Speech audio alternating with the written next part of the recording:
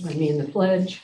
I pledge allegiance to the flag of the United States of America and to the republic for which it stands, one nation under God, indivisible, with liberty and justice for all.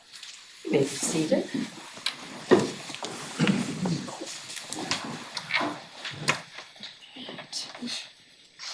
We start out with public comment time, and this evening we have 3 people signed up in person. Is there anyone online seeking recognition for public comment? No, Madam Mayor. Okay. So what I would like, I will call your name, and if you'll come to the center lectern here, give your name and your address for the clerk's record. And if you can limit it to about 4 minutes, that would be great. So first of all, Steve Bradshaw.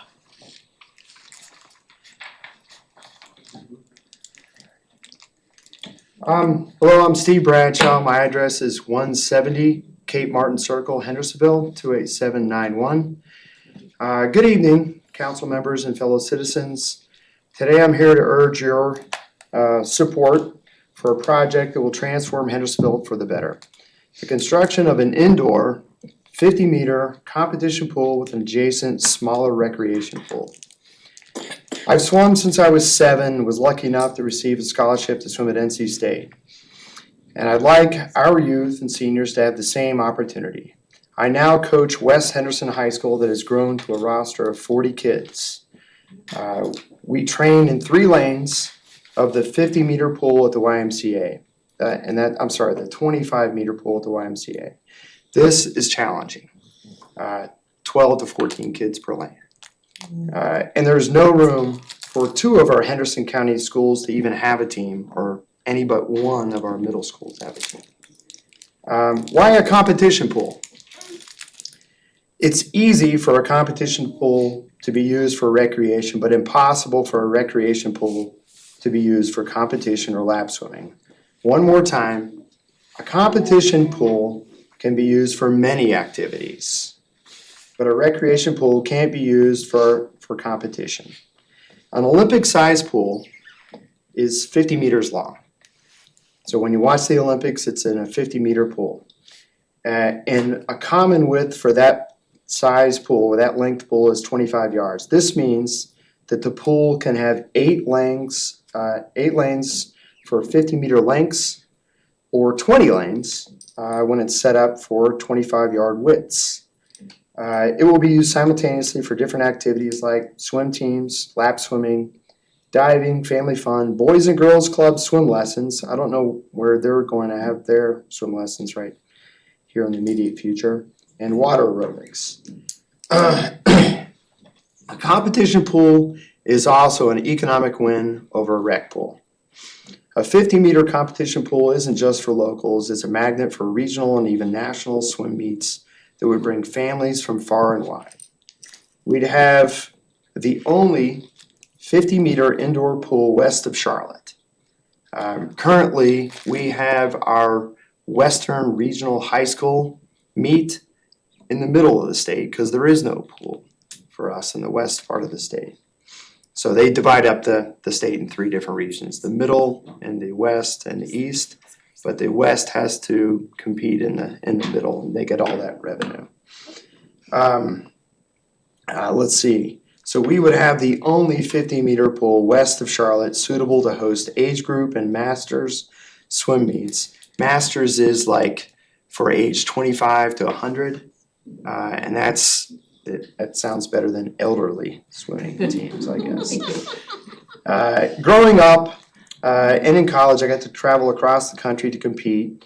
And as an adult, while traveling for work, I'd swim with masters teams in whatever city across the country I was visiting. From these experiences, I can say that our area is severely underpooled.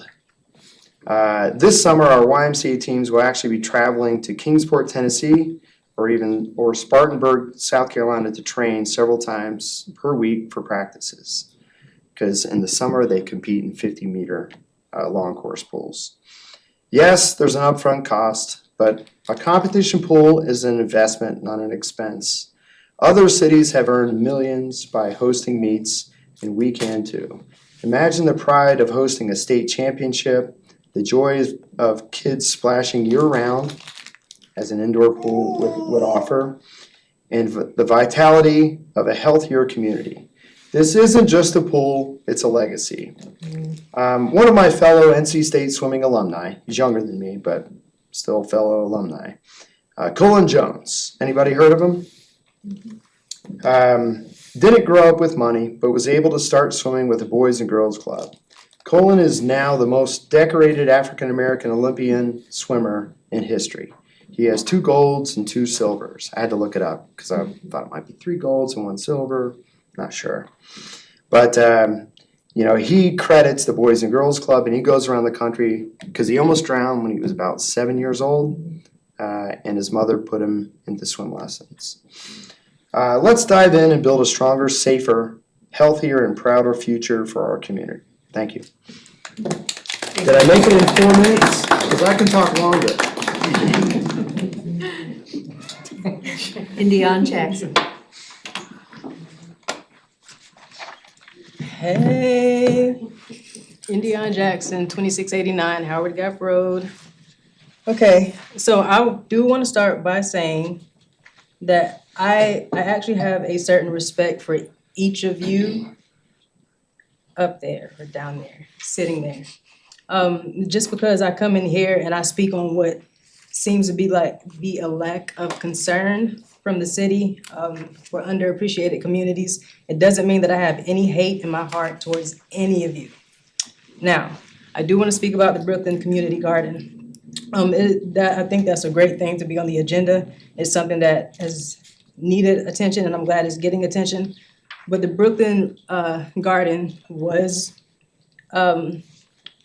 revitalized at first after our beloved community leader and activist, Crystal Cawley, brought it to the attention of the city that it seemed to be the last on the city's list for revitalization. And God, may she continue to rest in peace. Mm-hmm. Now, when I went to the city's website that speaks about revamping the garden, there's a paragraph on there about the history of the garden. And surprisingly or not, because America has a history of taking projects from Black Americans and claiming them as their own. But to my surprise, I didn't see Crystal Cawley's name mentioned anywhere, not even once on the website when it speaks about the history. And Crystal Cawley, she led the revitalization of that project.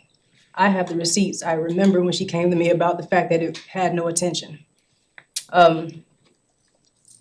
That garden, the reason the name is Brooklyn Community Garden is because she pushed so hard for that garden to be updated and for the Brooklyn name to be preserved in as many ways as possible. But y'all don't even mention her on that website. Now, obviously, Crystal and I were different. We used to laugh because I have a super smart mouth.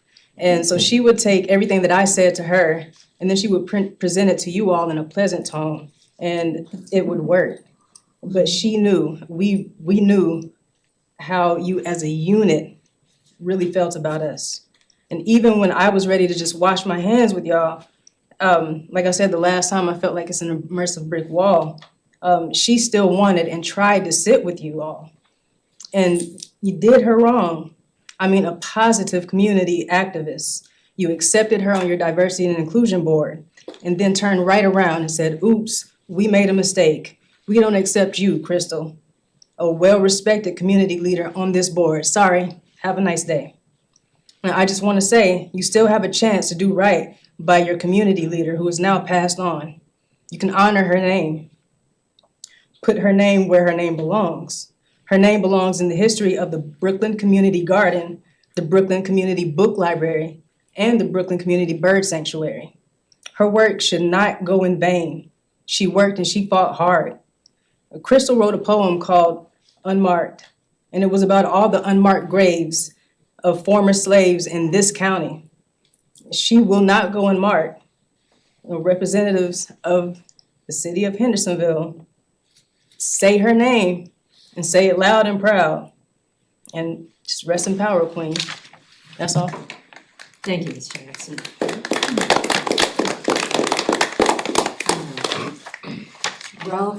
Ross, is it Buchanan? Yes, ma'am. Okay.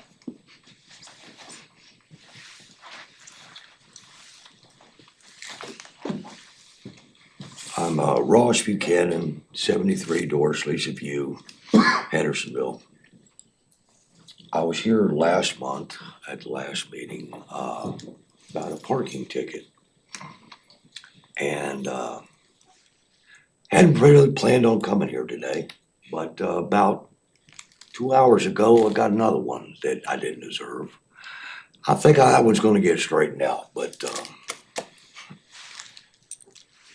I asked y'all to look into some reviewing your ordinance statutes. Go ahead and including some leniency and some tolerance in your enforcement before you completely succeed in ruining your commerce downtown. You're well on your way. I don't think that's what you intend to do. And in between last month and this month, now there's a letter written to my wife, that's who the car's in her name. And I don't know, I was born and raised in the last century, so I got schooled a little differently. I would have almost bet money that nobody would have been inclined to threaten my wife in order to collect money from me, like y'all did with this letter here from the city of Hendersonville. I think y'all are going down the wrong path. I can sit down with your city attorney, your police chief, and I think with a few minor adjustments, you can get that thing the way it should be. In the meantime, I've looked into this Park Mobile company that you're contracted with. Maybe you're not aware, but the city of Asheville is suing them right now. And of all things, I'll let you look it up for yourself, but the city of Asheville is suing Park Mobile for defamation of character because they being Park Mobile are so unreasonable and so stuck in their dumb ways that they have brought a lawsuit upon themselves for towing people. And like I said, today I got another one because I punched the H instead of the T. Got the number wrong. You've got 30 minutes of free parking built into your statute. If you would just use that wisely, I think you could foster a lot more goodwill than the ill will that's being talked about all up and down Main Street every time you see those little orange envelopes on there. I knew it was a bad idea when y'all did it a couple years ago, but even bad ideas can be turned into a good thing if you're smart about it. If you're gonna be stubborn about it, the notice that I got said, I've only got two options left, and that's to pay the fine in person or pay online. I hate to be the bearer of bad news, but I've got a lot more options than that. We can go to court, we can fight it out. I can go ahead and get a judge to see my side of it, have an injunction and have all your revenue stopped dead, if that's the way you want it. Or we could do it the smart way.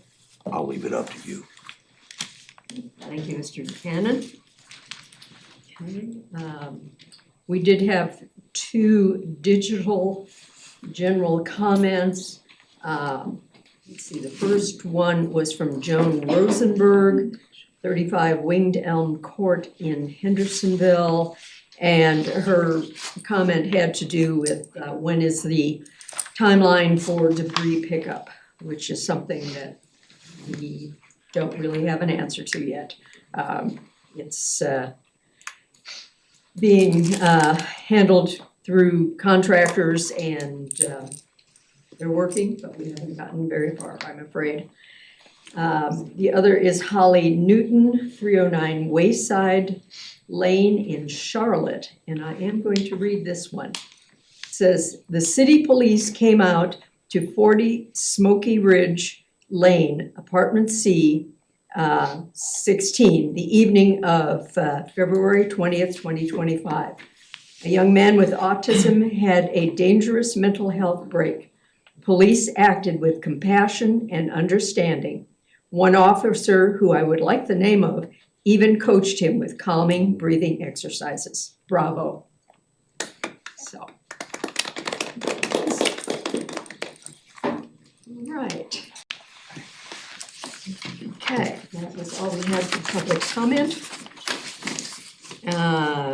Next, consideration of the agenda. Is there anything anyone would like to have added to or removed from the agenda this evening? Or if not, a motion? Madam Mayor, I move that the City Council approve the agenda as presented. Okay. Is there any discussion? Not, those in favor of the agenda as presented say aye. Aye. Those opposed say no. Ayes have it, motion carries. We go to our agenda. Consent agenda. Is there anything anyone would like to have moved from the consent agenda to the regular agenda so it can be discussed? Or if not, a motion? Madam Mayor, I move that City Council approve the consent agenda as presented. Thank you. Is there any discussion? If not, those in favor of approving consent agenda say aye. Aye. Those opposed say no. Ayes have it. We have our consent agenda. Thank you.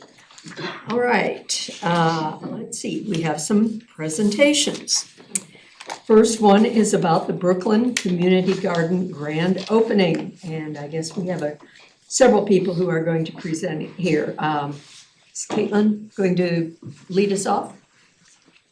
Thank you, Madam Mayor, members of City Council. I'm here with Tay Brown and Jane Grossman, who I'm going to introduce in a minute, to share with you an update on the Brooklyn Community Garden expansion and revitalization effort. Tay Brown and Jane Grossman have really been the ones kind of spearheading this effort along with other members of the community, and I've kind of been serving as support role and collaboration on this project. If you're not familiar, the garden was started in 2011 between a partnership with City Council and community members to allocate city-owned land for Hendersonville's first community garden in the Green Meadows community. And there's a little bit of history on the garden, and I'm going to single out our Public Works Director, Tom Wooten, who it looks like he couldn't be here today, but I had found a past presentation on the garden back in, I think it was 9 years ago, that mentioned Tom as the Superman that wears the cape for installing the water line at the garden, which, you know, jokes aside, I think this really shows city staff and city council's longstanding commitment to this project. And with that, I'll introduce Tay Brown and Jane Grossman. Jane has been acting as the project manager for this effort. She is a master gardener. She was previously the project manager for Bountiful Harvest Community Garden, and she's contributed over 1,100 hours of volunteer time specifically to this project.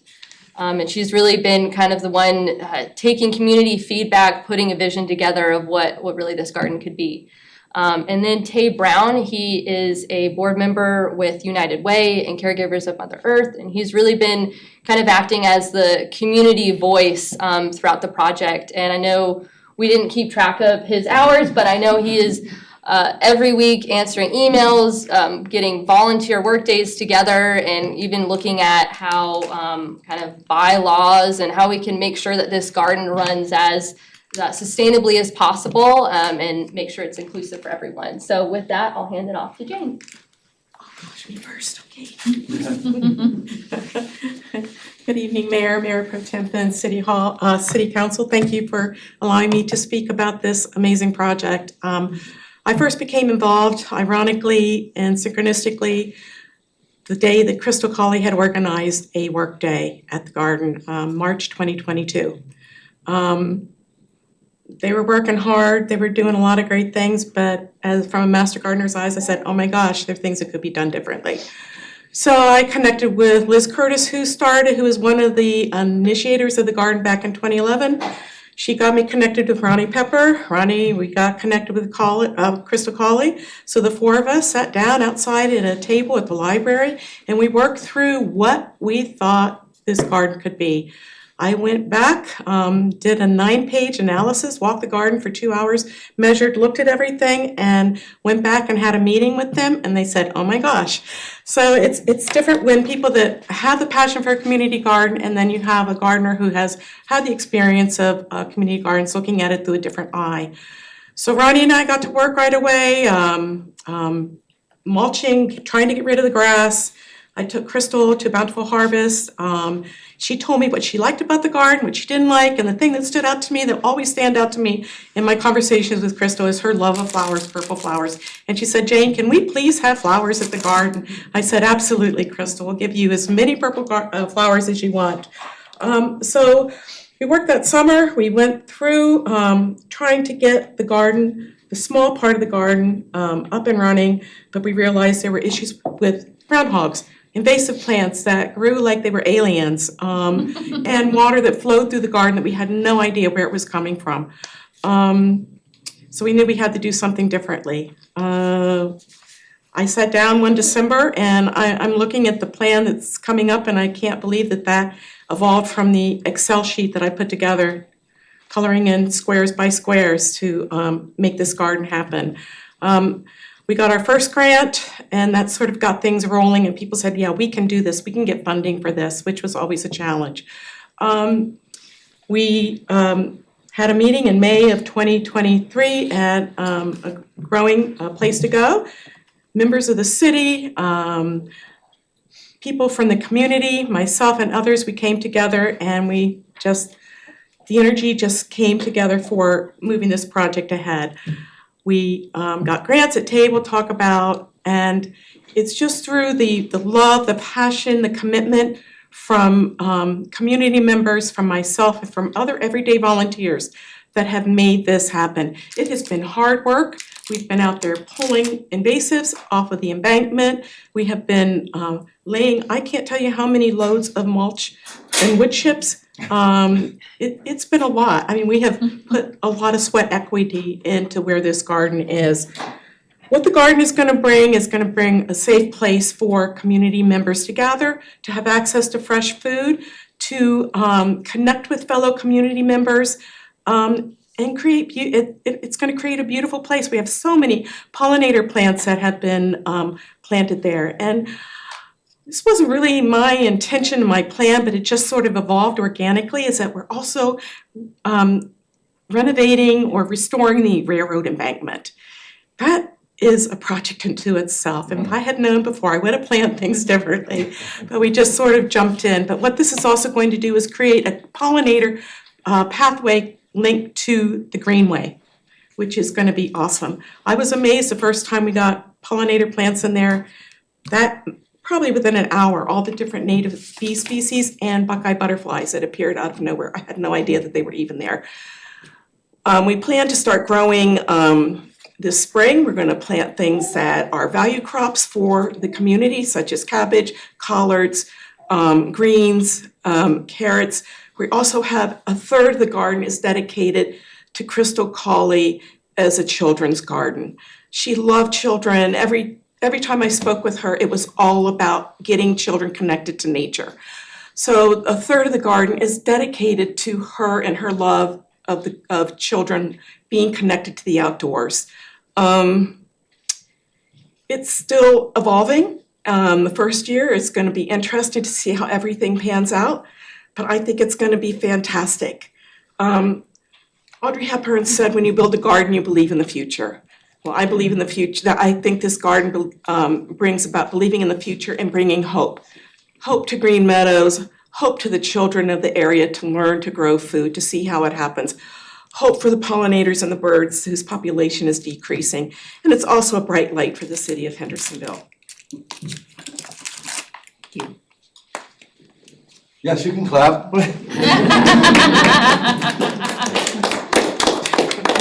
Good evening. Thank you for having us here today. It has been an uphill journey with the garden.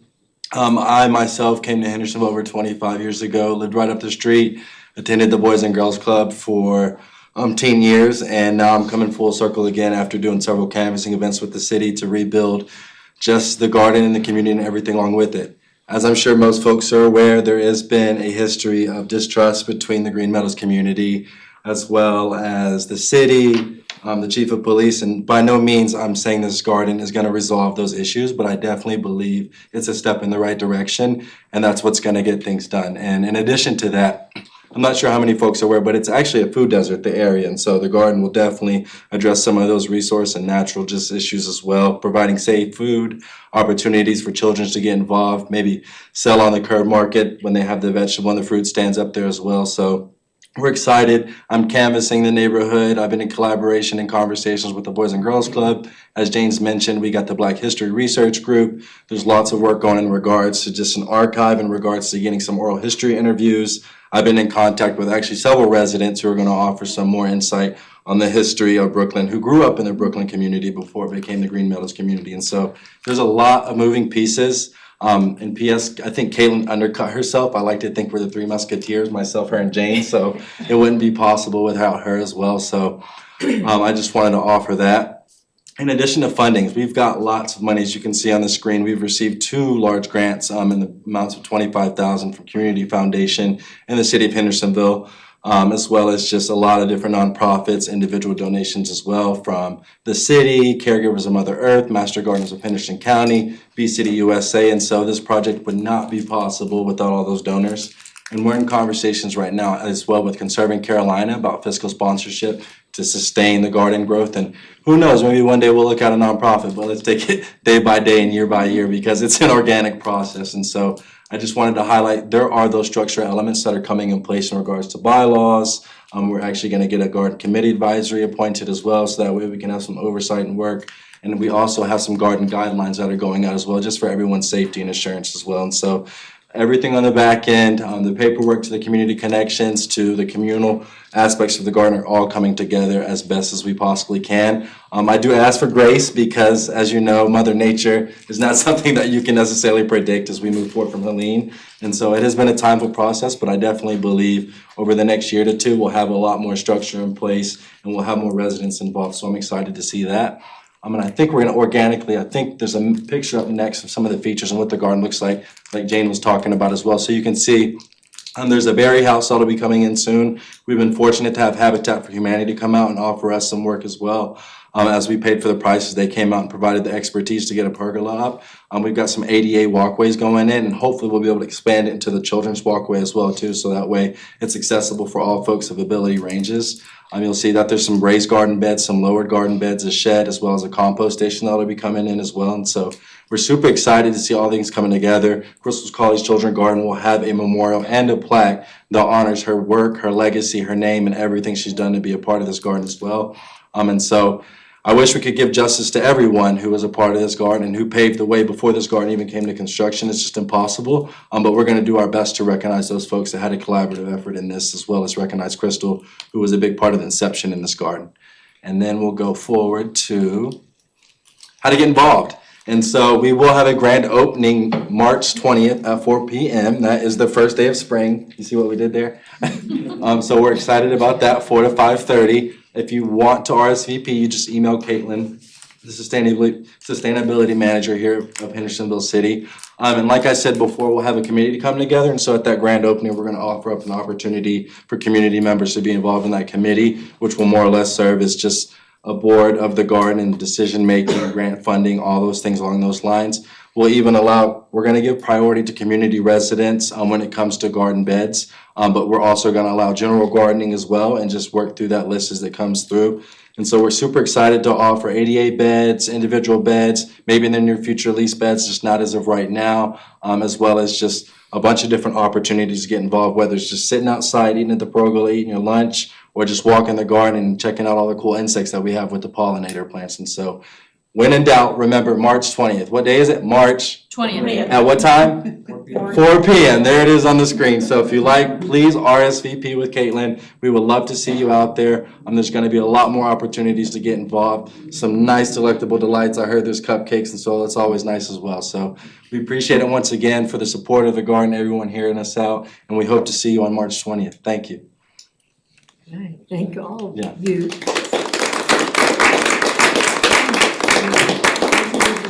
Questions, comments?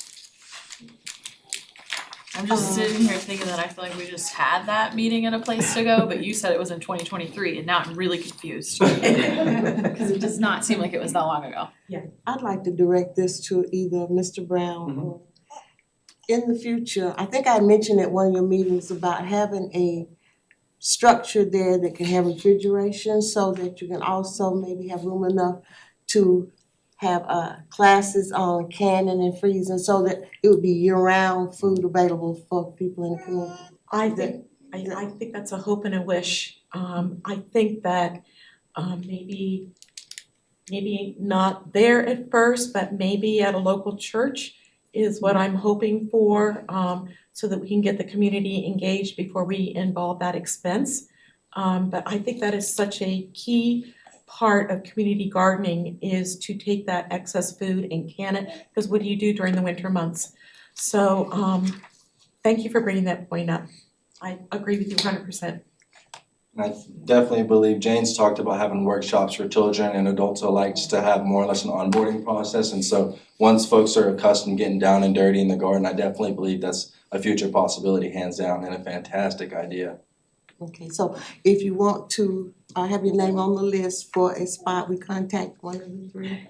Because my husband's interested in gardening. He's tired of having a raised garden bed in the back of the house, okay?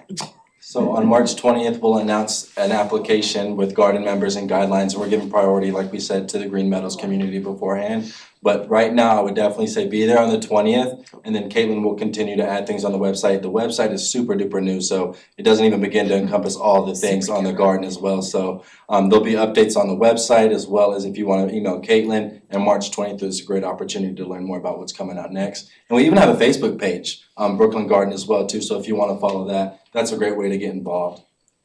And I just want to do a shout out to Caitlin for all of her support and her outreach to the community and her care. And like Kay said, it has been a journey and we're learning each and every day. We've made mistakes, yes, but we're learning from those mistakes and we're moving ahead to our goal is to make this the best community garden for the Green Meadows community that we can. Thank you. Thank you. Thank you. Thank you. Anything else? Thank you all. We do appreciate that. Okay, next is the Duke Energy Business Energy Excellence Award recognition. I'd like to recognize our representative from Duke Energy. Well, that's a tough presentation to follow, but I'm gonna do my best. Good evening. My name's Alicia Reardon. I work with Duke Energy. About 2 weeks ago, I switched positions, but for almost, I was looking back at records, I'm like, it's been 2.5 years that we've been working together, which blows my mind. But I've had the pleasure of working with Devin and Caitlin over the last few years on a number of different energy efficiency projects, which you may all know or not know that Duke has various incentive programs available for commercial customers. And our goal is to not only encourage energy efficiency, but incentivize it. So we literally provide cash incentives for energy efficiency projects, anything and everything from lighting to HVAC to at your wastewater treatment plant. I think I caught wind through Caitlin about the UV lighting project and went, wait, tell me more. And that's kind of how it all started. But really I'm here tonight to recognize the city of Hendersonville for your efforts and participation over the last few years in our programs. I did bring a big check that is not filled out because it gets all smudgy in the car on the way here. So I can stick around till the end of the meeting and we can take pictures, or we can skip that, either way. But I'm here to recognize the city with the Business Energy Excellence Award, recognizing your efforts and these folks' efforts and all of the hard work they have been doing over the last few years towards energy efficiency, sustainability, and obviously so much more. It's pretty amazing. In total, since 2022, we have written checks to you all in the amount, it's just slightly over $144,000. So it's not nothing. The biggest project is the UV lighting project that finished up, was it right before Helene or Was it right before Helene? Yep. That project alone was almost 700,000 kilowatt hours. But in total, all the projects that you all have had underway, one of which was here at City Hall, an HVAC optimization project, you're looking at almost 1 million kilowatt hours in energy savings. It's pretty fantastic. So I look forward to working together with your team in the future. It's been a lot of fun, and just wanted to say congratulations and thank you so much. I don't want to break up the meeting for photos, so I'm glad to stick around. No, that's okay. Alicia, if it was that the mayor, do you want to come around or? They can do it. They're the ones Okay. who- They can do it. Let's turn it on. We could just make faces behind their backs. And one of y'all should hold that. Yes. Excellent. Perfect. 1, 2, 3. Thank y'all. Thank you. Thank you so much. Thank you so much. Yeah, you, thank Alicia. you.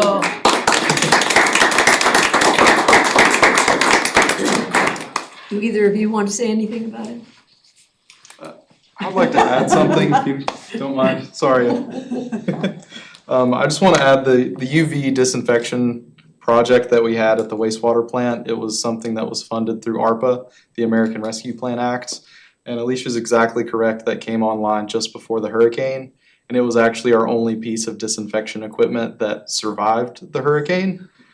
So there was some electrical work to bring it online, but whenever we brought our wastewater plant back online after the storm, that was our main treatment source of how we kept the Mud Creek clean after the hurricane. So I just want to thank Alicia and all of the people that aren't here tonight that's helped that project. And it was truly a collaborative effort, and we immediately saw the benefit of having that project finished.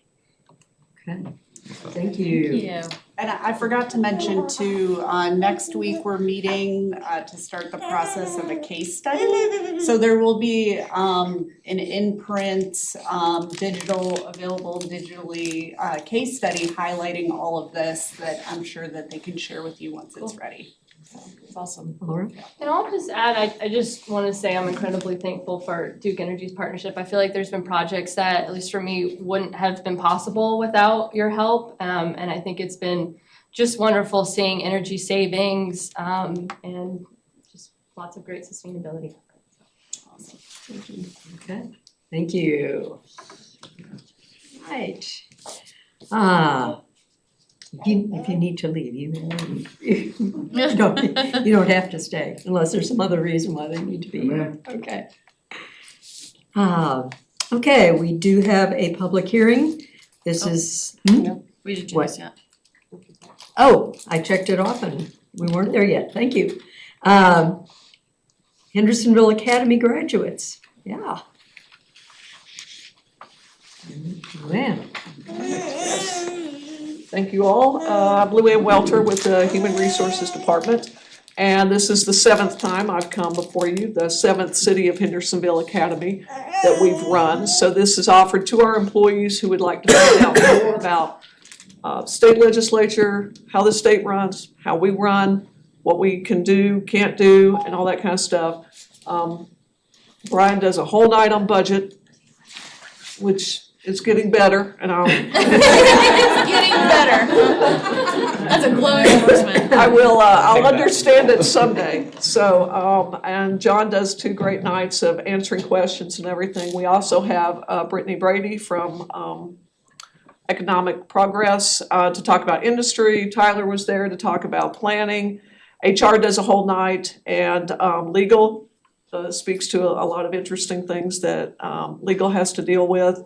And then we have department show and tell night. So each department comes and does some kind of talk on what they do. And this year we had 7 employees go through this. We had from engineering, we had Brendan Shanahan. From fire, we had Jacob Thompson, John Ward, and John Gillespie. From finance, we had Callie DeHaven and Hannah Stansel. And from downtown, we had Dakota Parker. So I believe we have 2 of our graduates here tonight. It's a very camera shy group this year. So I will give Jacob Thompson his certificate, and we have Brendan Shanahan for his certificate. I need to be in the background this time. 3.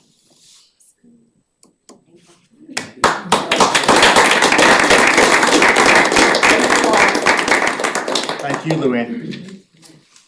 Thank you. Appreciate you not letting me skip over that one. Yeah. Okay, I all got right. your back. Now, we have public hearing, rezoning conditional zoning district, 715 Greenville Highway multifamily.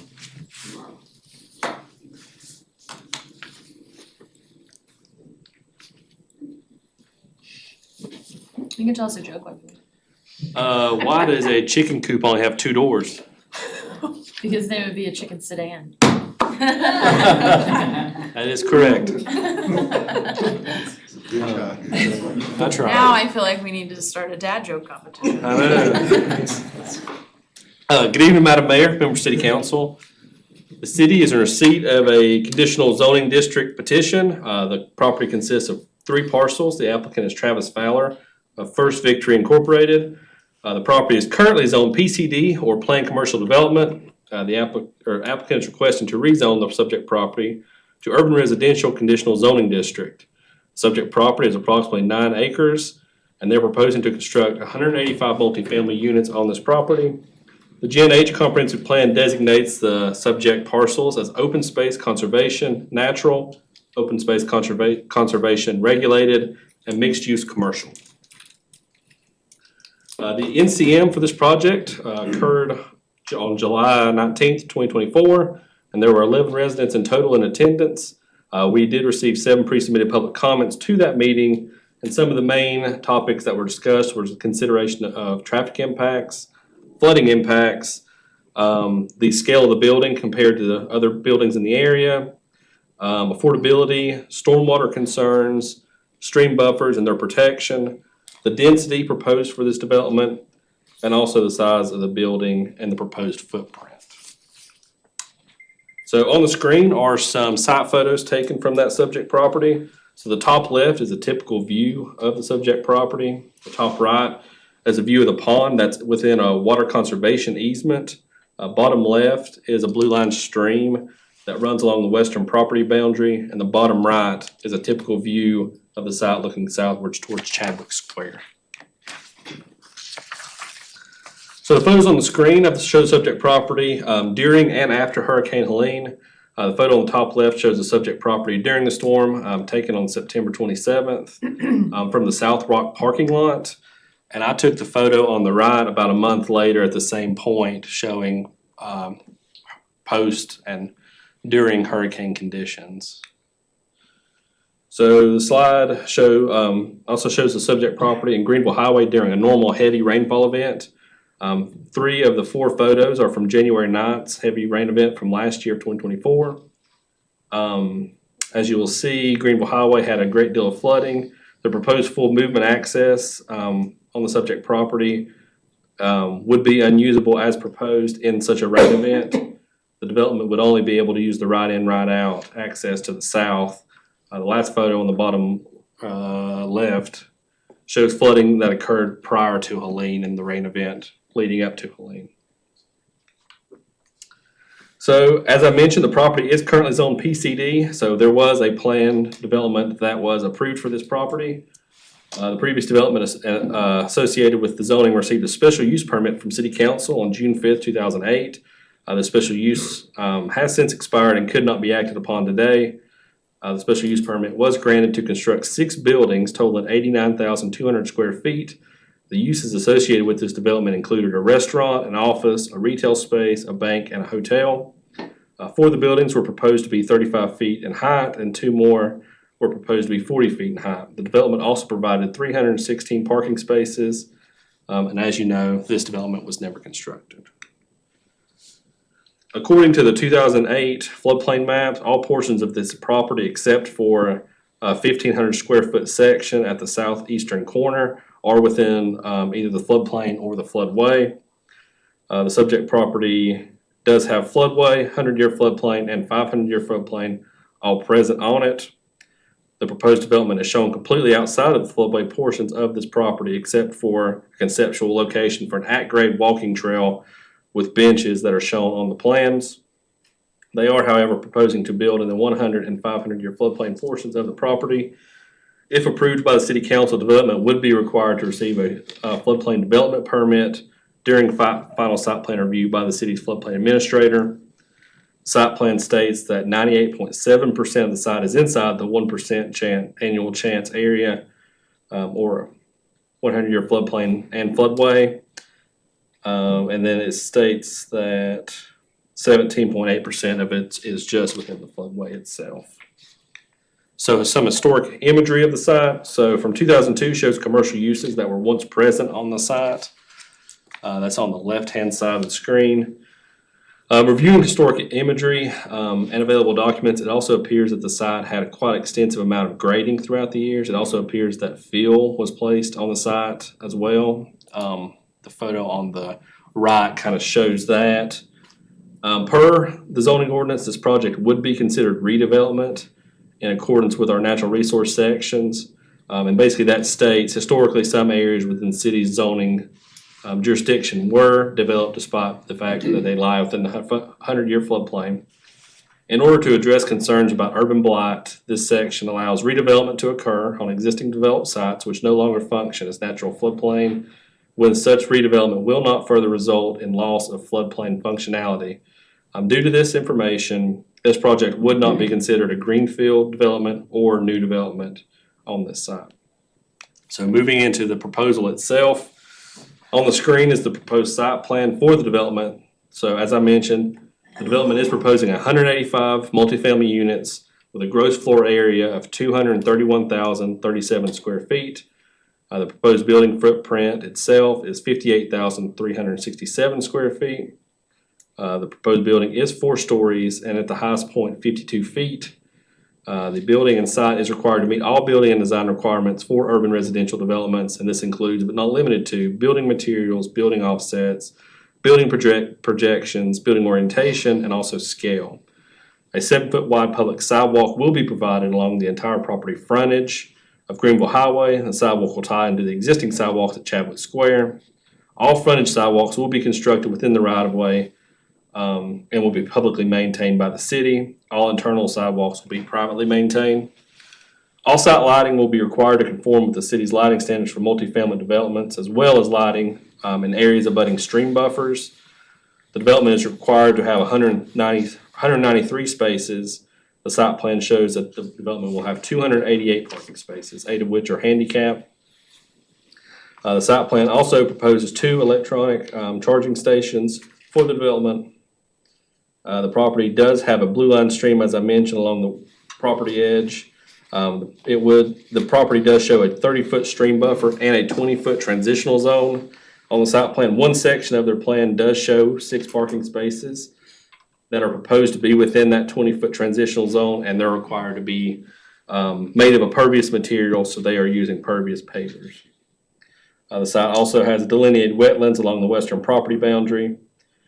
The site will be required to provide vehicular use landscaping, common and open space plantings, and also street trees. And the proposed development is saving 48,464 square feet of tree canopy.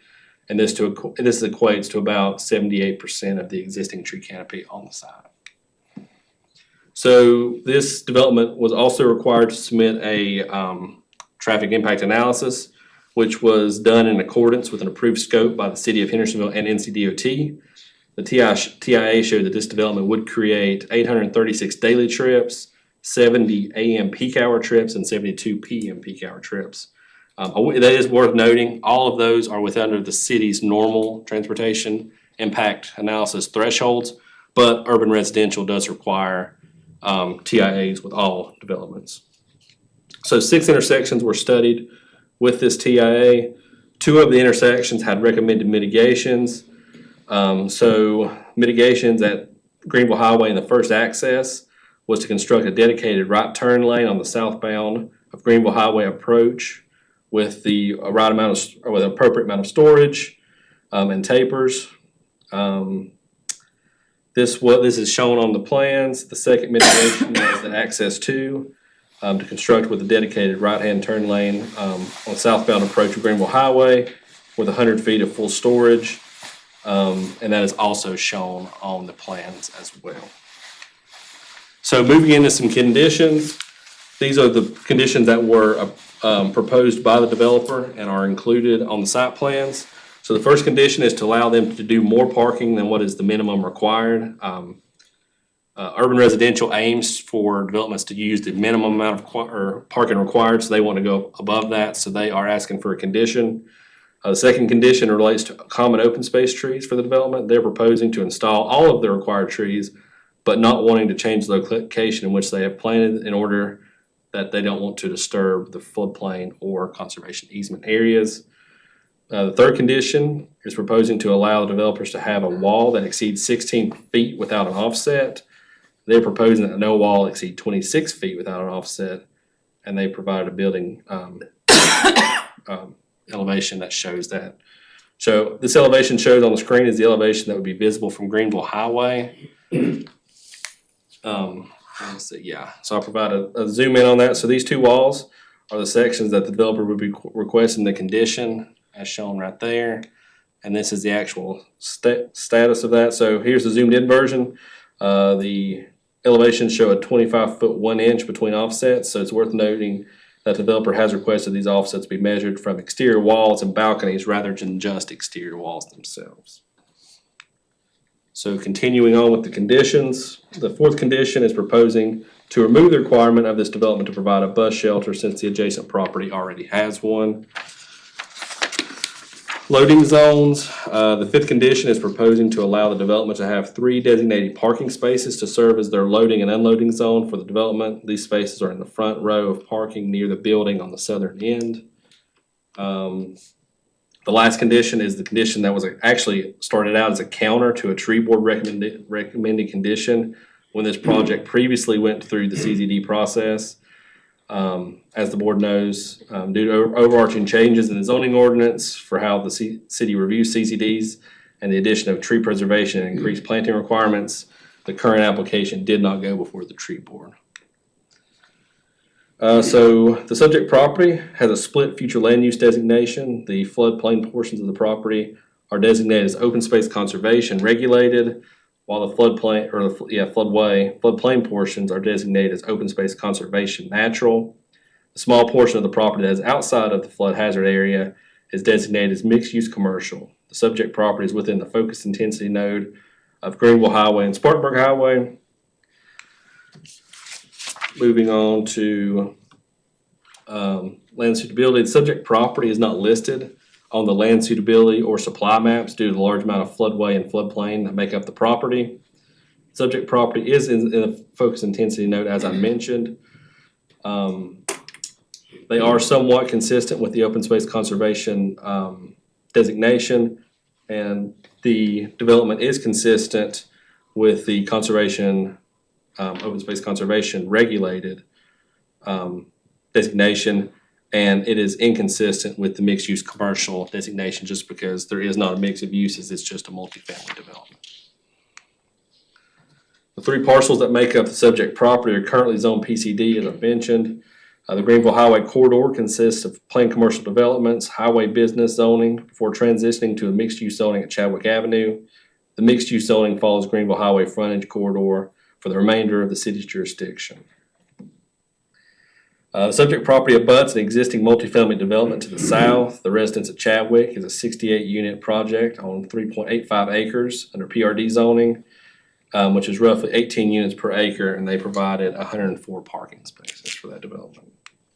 So moving into compatibility, the subject property is currently vacant and a previous developed site. The proposed development site is located in a commercial corridor near the US and State Route intersection of Spartanburg Highway and Greenville Highway. And in the near vicinity, there's residence of Chadwick, which is 68 units, the lofts at Chadwick, which is 68 units and entitled but not built, and Southgate Apartments, that's 70 units that are also entitled but not built. Change conditions, the subject property is currently tied to an expired special use permit, so a rezoning would require to allow any development on the site. Public interest. Based on the 2021 Bowen study, Henderson County has an estimated rental housing gap of 1,650 to 2,008 units for incomes between 50% and 120% AMI. Over the last 3 years, the City Council has approved roughly 1,900 units. If this project would be approved, that would push it over 2,000 units approved. The public facilities, it is served by, it would be served by city and water and sewer. Greenville Highway is a major thoroughfare needing improvement and comprehensive transportation plan. The proposed development is located within 100 or 800 feet of a STIP project, and the proposed project is showing the dedication of 40 feet of right-of-way measured from the center line of Greenville Highway to the NCDOT. So according to the latest flood maps, as I mentioned, all portions of the property except for a 1,500 square foot section is within floodplain or floodway. The site has an existing conservation easement area that was established in 2016. The plan shows saving 78% of the trees that are on site today, and they would also be required to provide a stream buffer and transition area for the stream on site. So on the screen is a proposed comprehensive plan consistency statement. We also have a proposed approval or reasonableness statement for approval. And we also have a reasonableness statement for denial, and I'm happy to answer any questions you all may have. Any questions? I have a question. Did any of the prior grading on that property have anything to do with movement or flow of water? I do not know. I mean, do you have any? I don't know. I think they'd previously perhaps gotten floodplain development permits to do grading on the site, but I don't know what the purpose of those would have been at the time. Yes. Okay. Would the developer or representative like to make a presentation?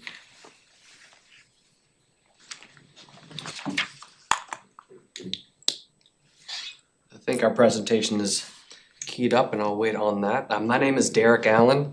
I'm an attorney at 20 Town Mountain Road at Allen, Stahl, and Kilburn. I do have with me the rest of the development team. I'd like to introduce those folks this evening.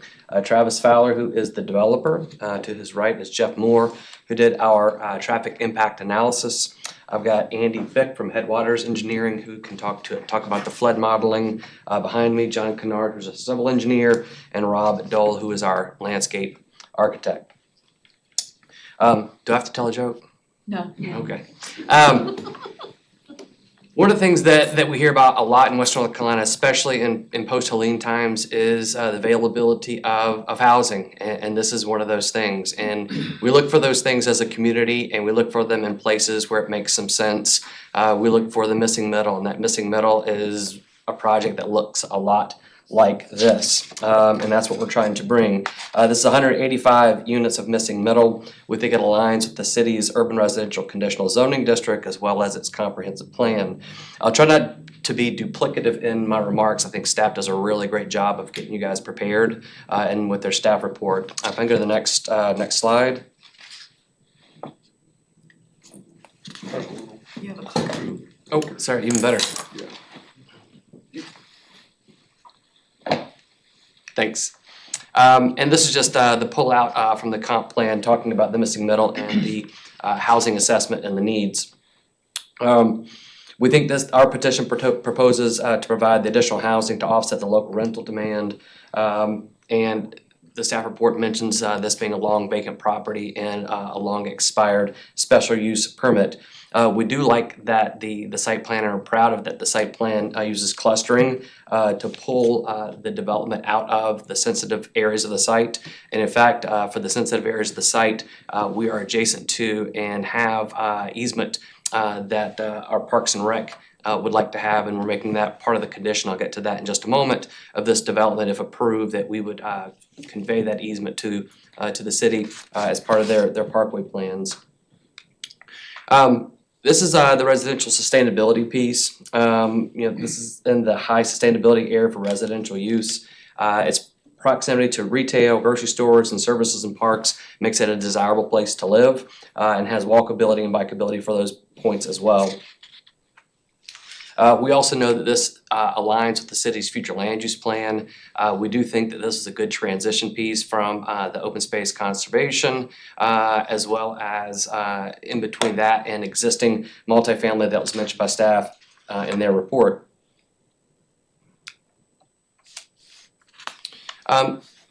This part goes to the consistency with the future land use plan. I mentioned the easement that we are willing to grant to the city. As part of that, we've run that language through your city attorney, and you have this to hand up that has our two proposed conditions. We've handed that to staff as well as emailed it to city attorney and staff.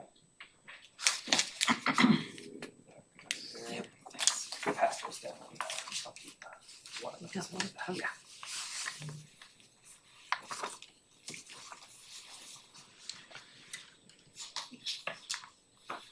And what's being passed around now is the proposed conditions that were offered up by staff in the staff report, and you'll see the redlined version of the two conditions that we are offering up as part of our presentation, and these are developer offered conditions which are permitted under conditional zoning in North Carolina. And the one I'm referencing right now is this one. Developer agrees to provide the city of Hendersonville with an easement intended to benefit the city's the Lower Mud Creek Floodplain Restoration Project, which focuses on reducing flooding and restoring natural floodplain functions along Mud Creek in the south side of Hendersonville substantially in the form as set out in the attached Exhibit A. And that attached Exhibit A is a document that's prepared by the city staff and includes the easement language as well as the attachment with the easement area. And that would be part of this conditional zoning request.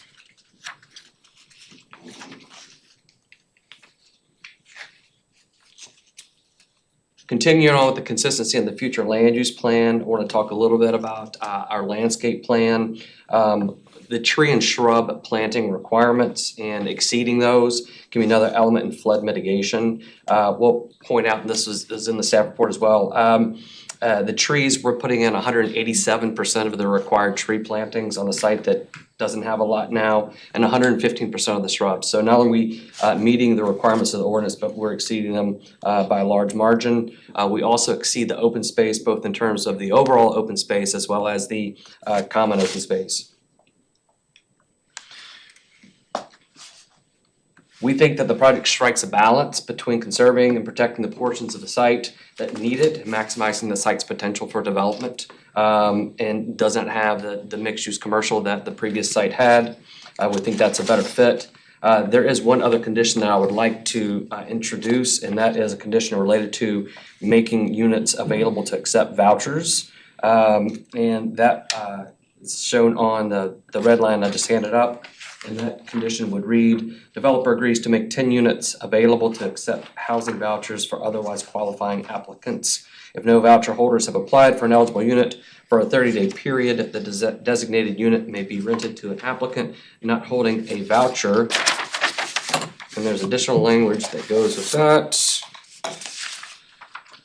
That's not on your copy. And the next available designated unit will be made available for qualifying voucher holders. And again, we've worked with your city attorney with that language. And that 30-day piece is meant to avoid having vacancies there as you're waiting on voucher holders, but you would hold the next available unit open for a qualifying voucher holder. With that, I'll answer any questions and then ask John Kennard to come up to talk through our site plan. Any questions at this point? I'm wondering about the length of time that the voucher commitment is applicable for into the future. It would Like be a 10 condition. years or It would be a forever? condition. Forever. It's Okay. yeah, it's a condition of the approval. So as long as it's there, there'll be 10 units there. And unless and until this property owner, or if it was a subsequent property owner came back here and asked for relief from that condition by way of another conditional zoning request. Okay, thanks. Sure. Thanks, John. Good evening, members of council. John Kennard with CDG Engineering in Asheville, North Carolina. I was responsible on this site for things like utilities, stormwater, grading, erosion control, things like that. So while these plans are preliminary in nature, I'm very confident that we can meet all applicable federal, state, and local regulations. At the current moment, we have no issues with water or sewer capacity. We do have allocations for those in hand. They are adjacent to the site. The grading on the site, I'm not going to speak to the flood waters. We have an expert here for that, but we are planning to raise the site 5 to 6 feet to keep the building and parking above 100-year flood elevation. There's been some questions around stormwater. So on this site, we are proposing to do underground detention and water quality treatment in storm tanks. You can see them on the plan here. There's 4 sprinkled around the site. These do a really good job of treating the water for, yeah, great, I've got a little handout here. Do a really good job of treating the water, both for the volume and velocity of runoff, but also the water quality. If you want to take a look, they do a really good job of removing suspended solids, and particularly petroleum hydrocarbons. They remove 90% of that, which is obviously very important with large parking lots like this. And again, we have no issues adhering to Hendersonville's regulations in that regard. We have heard some mentions of using pervious pavers on this site. Pervious pavers can be a good solution in the right areas. The idea behind pervious pavers is the rainwater falls on the pavement, soaks through the pavement, and ideally into the ground. So this works well in sandy soils, works well at the coast, does not work nearly as well in the mountains. Especially on this site, we're having to raise that site up 4 or 5 feet. That is all compacted dirt, very hard dirt. So I would not recommend using pervious pavers on this site. I do think that storm tech chambers would be much more effective in this case. Let's see if I have everything. So yeah, I think that's kind of the gist of the utilities and stormwater on the site, but I can certainly answer any questions.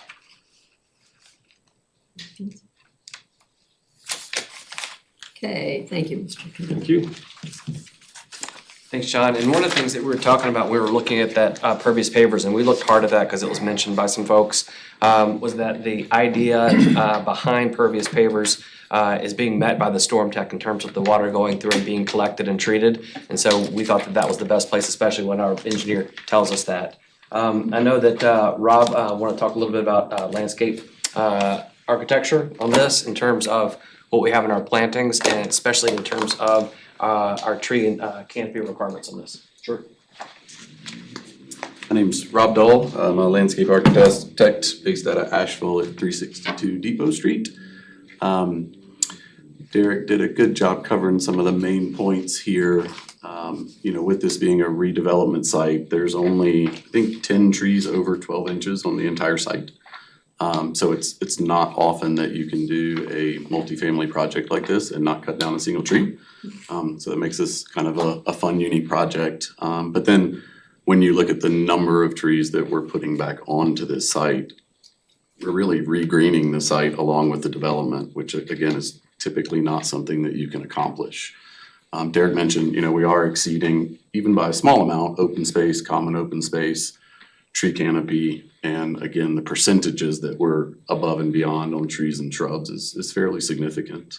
And I'm sure Andrew can talk about this some too. The idea of, in a flood event, soils that are anchored by vegetation, obviously, survive better. So all of those things, taken into consideration on that, we are able to meet and exceed all of the requirements. If you look at our plant list, I think we're probably about 90% native plants to this area. The 10% that aren't native are well-established, non-invasive plant species. But happy to answer any specific questions if there are any. Nope. Sounds good. Okay. Thank you, Mr. Paul. One of our last experts, we have two more that we'll roll through. Andy Bick is very much an expert in the area of flood modeling and engineering in regard. Obviously, in this time in post-Helene world, stormwater and flooding are top of mind. In this particular instance, we asked Andy not just to look at available data, but to run actual data off of Helene storms. And so what we're able to do is have some specific data related to 100-year storm events, as well as actual storm events as measured. So Andy, if you would come up and walk us through these next couple slides. Sure thing. Thanks, Derek. Again, Andrew Bick, Headwaters Engineering out of Asheville.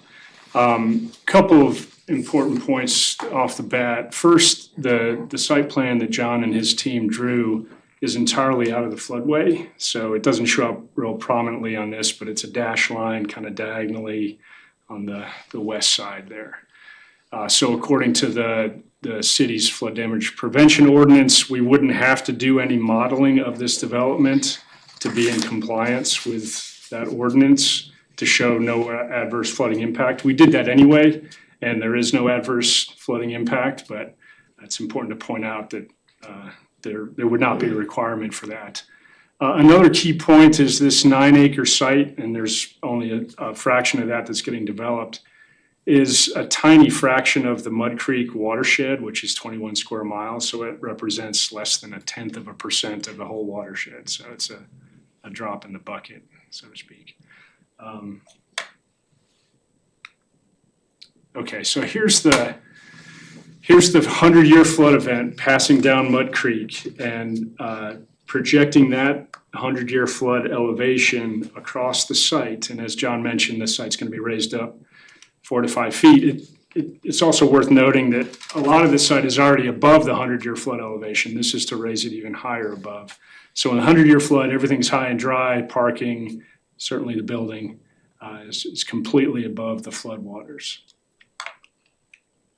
And as Derek mentioned a minute ago, we modeled the surveyed rack line after Helene, got that elevation, and plugged that into our flood model and projected that elevation across the site. And even during this catastrophic event, the building and a lot of the parking is still above that flood level.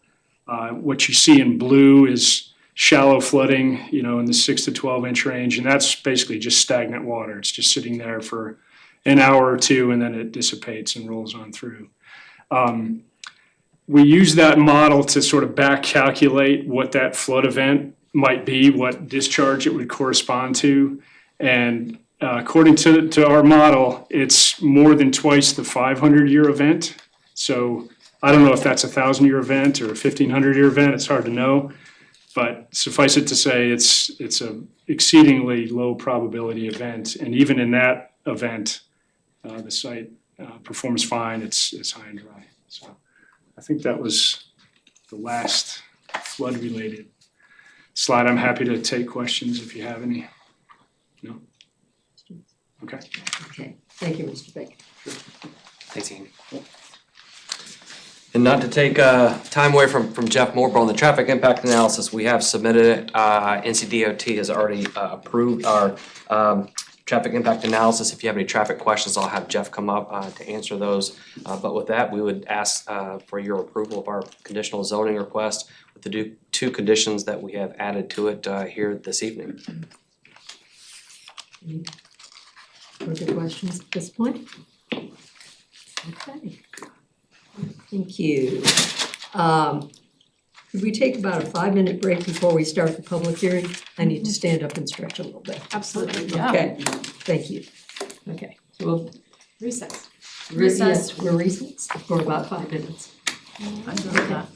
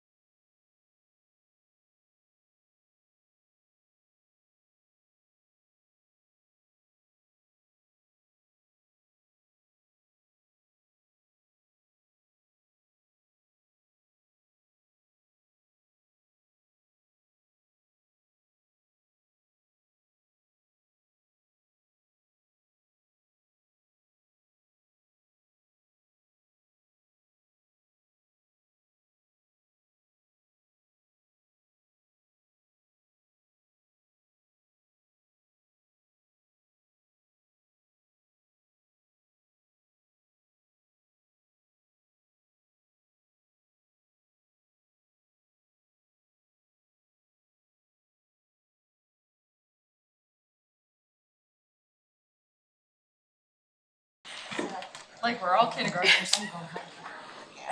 She needs a gavel or a bell or something. I have 5. No, I have gavels at home. We don't need them. All right, okay, we are ready for the public hearing. Madam Clerk, has this public hearing been advertised in accordance with general statutes? Yes, Mayor. Thank you. We will open this public hearing. As of when the meeting started, nobody had signed up to speak. Is there anyone present who does wish to speak on this public hearing, this topic?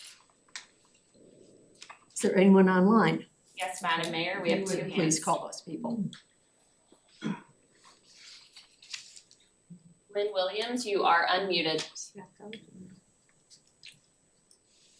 Good evening, Lynn Williams, Chadwick Avenue.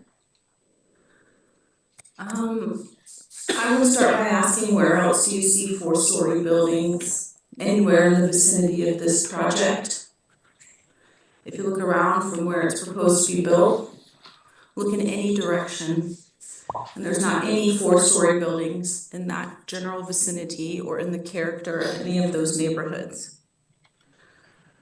To quote Planning Chair Mr. Robertson, when the planning board was first presented with this project, he said, if this project is approved, then every resident should have a life vest and a kayak with instructions on how to use them, because they'll need them if they live there.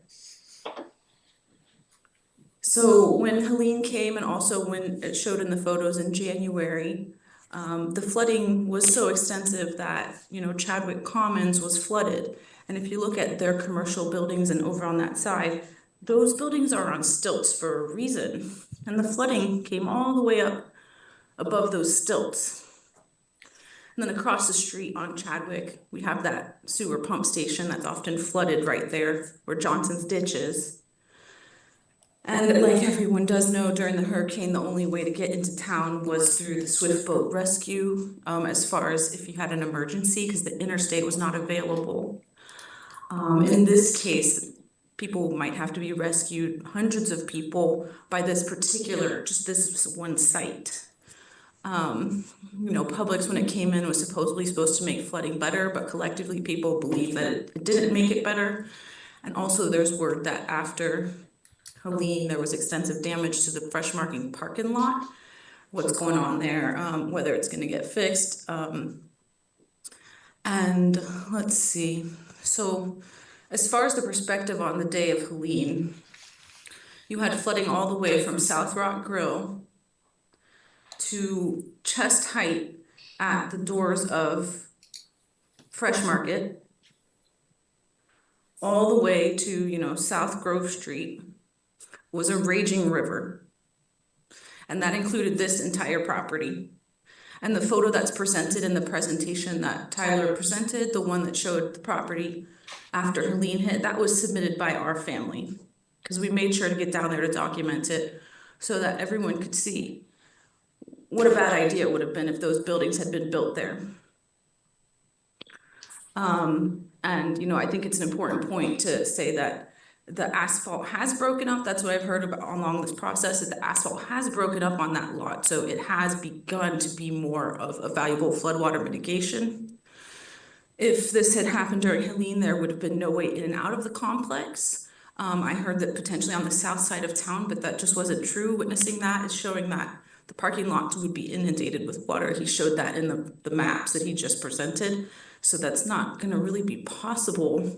The retention pond in the back that they spoke of for preservation, I had submitted photos previously when this was going before the planning board and then withdrew one day before when it flooded in January. I submitted photos of that entire retention pond being completely flooded with over 4 to 5 feet above the retention pond flooded. All of that was completely flooded back there. It wasn't functioning as a retention pond at all. It was completely flooded. And like I said, we've done this process at least 3 times, and multiple times the reviews have been canceled because the day or two before, the flooding was so catastrophic that it was ridiculous to hold the meeting about it. And we have not forgotten. We are still recovering. The planning board reviewed this project within the past few weeks and denied it, even after meetings time and time again. The new FEMA maps have yet to be issued, and we must protect our residents, ensuring that homeowners insurance will be affordable and even available. Let's see, at another recent neighborhood compatibility meeting, the neighbors talked about witnessing people being rescued from newly built structures that have been built for housing here in Hendersonville. I don't think this is the way that we should be planning our housing. This property has a rich agricultural history with a continual history of flooding. This unique and beautiful open space has rewilded, acting as critical wildlife habitat, protecting our cherished bird sanctuary and priceless floodwater mitigation green infrastructure. Things I have heard along the way in this process at these meetings from the representatives for these projects is that this project will improve flooding. And people have scoffed at that. And that they won't be building in the floodplain because they're going to be building up above the floodplain, And that will be, of course, after you build in the floodplain to build up above the floodplain. And also I heard that this project will improve traffic. Interesting concept. And I just want to note that this area is the convergence of Johnson's Ditch and Mud Creek, and I believe Johnson's Ditch has some kind of record for one of the longest ditches or something like that. It's an extensive ditch system that we have here in Henderson County. You know, we ask to stop playing God, to respect the river, respect the floodplain, respect the elders, respect the residents, respect the many of us who are still in recovery. Protect our lives over profit. Protect the lives of your first responders and staff. This is too dense, too big of a footprint, built in a floodplain that constantly floods. Not a single neighbor is for this project. There is nothing like it nearby. It is completely out of character. Pictures and comments have been submitted time and time again. Hours upon hours upon hours have been spent for many years working to protect this sacred land. Please take into account how clearly the evidence presented, facts, recent lessons, and community feedback support the decision for denial. As our elected officials, you are responsible for prioritizing public safety first and foremost. Protecting public safety and rebuilding with our community in resilient ways requires you to deny this project. On the evening before Helene arrived, as the river was rising, there was a general concern for the rising floodwaters on the south side of Main Street. Peaking, like I described, was a raging river across all of south side of town. And it appeared the only way to get to the hospital or the city center would be by swift boat, because there was no way to get into town or the hospital because it was flooding on the interstate and flooding on Four Seasons. This area is open space natural, open space regulated. The neighbors, as you see in the neighborhood compatibility meetings, speak about this being too large in scale, not affordable, too dense, the footprint size is too big. 836 daily trips of increase of traffic would be a massive increase. Let's see, moving along. So what I also heard before was the project previously was approved at 35 feet and 40 feet in height. This would set the precedent at 52 feet at height. That is a much larger change. I don't think you're required to have to go that high. And what I believe that the assembly recently passed is, you know, once you zone something to a higher density, you can't go back. So we ask you to take your time in making these decisions. I believe, as Tyler said, 2008 flood maps, all portions of this property are in the floodway or floodplain, 100-year, 500-year, as we wait for the new FEMA maps to be updated. The permit allowed for Publix to be where it is. We all know that got worse. I'll try to wrap it up here in a minute.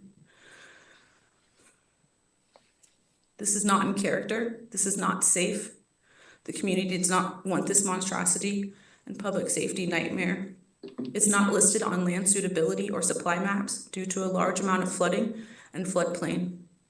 When you look at Chadwick Commons next door, it's generally 2 floors with some 3 floors. and there's commercial use along Greenville highway frontage as this property is currently zoned. The denial reasonableness statement reads, 1, the proposed development adds impervious surfaces to a subject property that is entirely within the floodplain while only sparingly offsetting their impacts with a small amount of pervious surfaces. 2, the height and scale of the proposed development is incompatible with the surrounding area and character. 3, the proposed development is in an area that is prone to flooding, and the development does not provide additional mitigation that would benefit future residents. First floor commercial is supported by the Gen H comprehensive plan. How is this a transition from conservation? The aerial photograph presented by the developer is misleading, as the graphics shown it only shows the building footprint, but not the parking lots overlaid in the muddy floodplain, which I have heard just now, that the parking lots and the buildings will be raised 5 to 6 feet. And then no pervious pavers, no requirement for flood modeling. I heard the gentleman say, everything is going to be high and dry. What about everybody else? People are still recovering. That storage space right there next to Dollar Store, people lost everything in that space. It all got flooded out. Those businesses there still recovering. And the models that he presented, like I said, he said in worst case scenario there, the parking lots will be flooded out 1 or 2 feet within the residential development. That's not a working model. That's not a safe option. What about people that are in wheelchairs? I pray that you continue to be the caretakers of the earth, of our residents and our first responders. The South Side has character and history. My family has been in our home for over 70 years. This part of town, a wooded, quaint, rural, historic part of town, a gateway to and from historic and lush Flat Rock. Please protect our community and continue to help us heal. Thank you. Thank you, Ms. Williams. Anyone else? Okay, go ahead.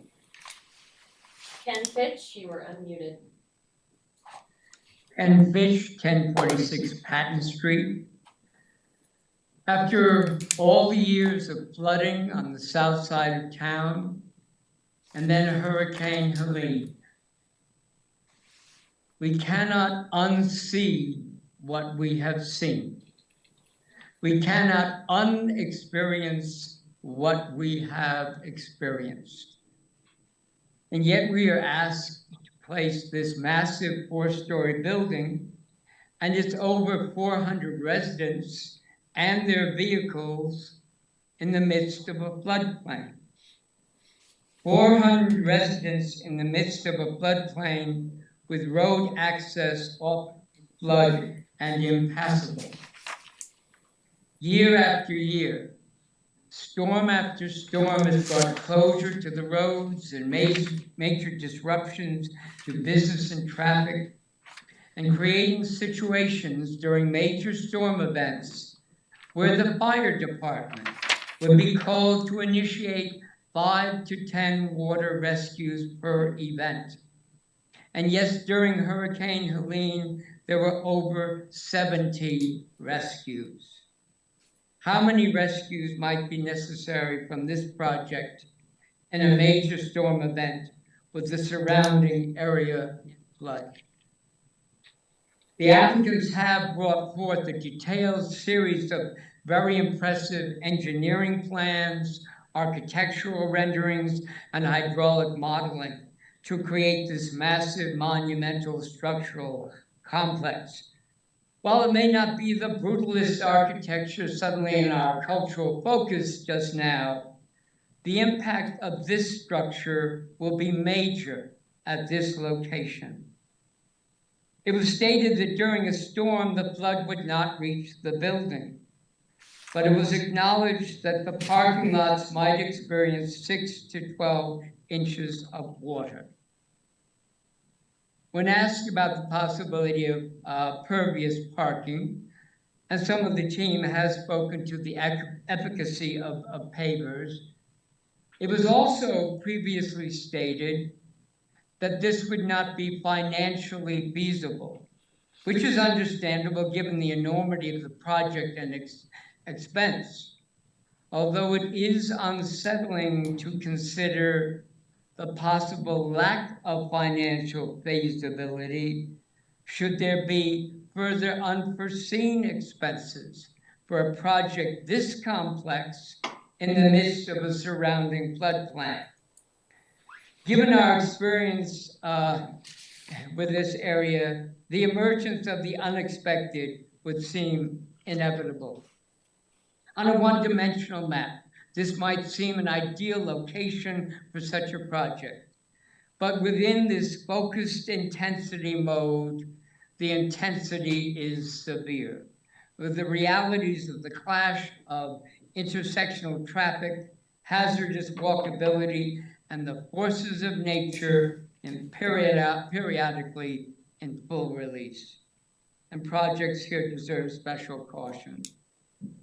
For many, given what we have seen and experienced, such a development at this location may seem foolhardy.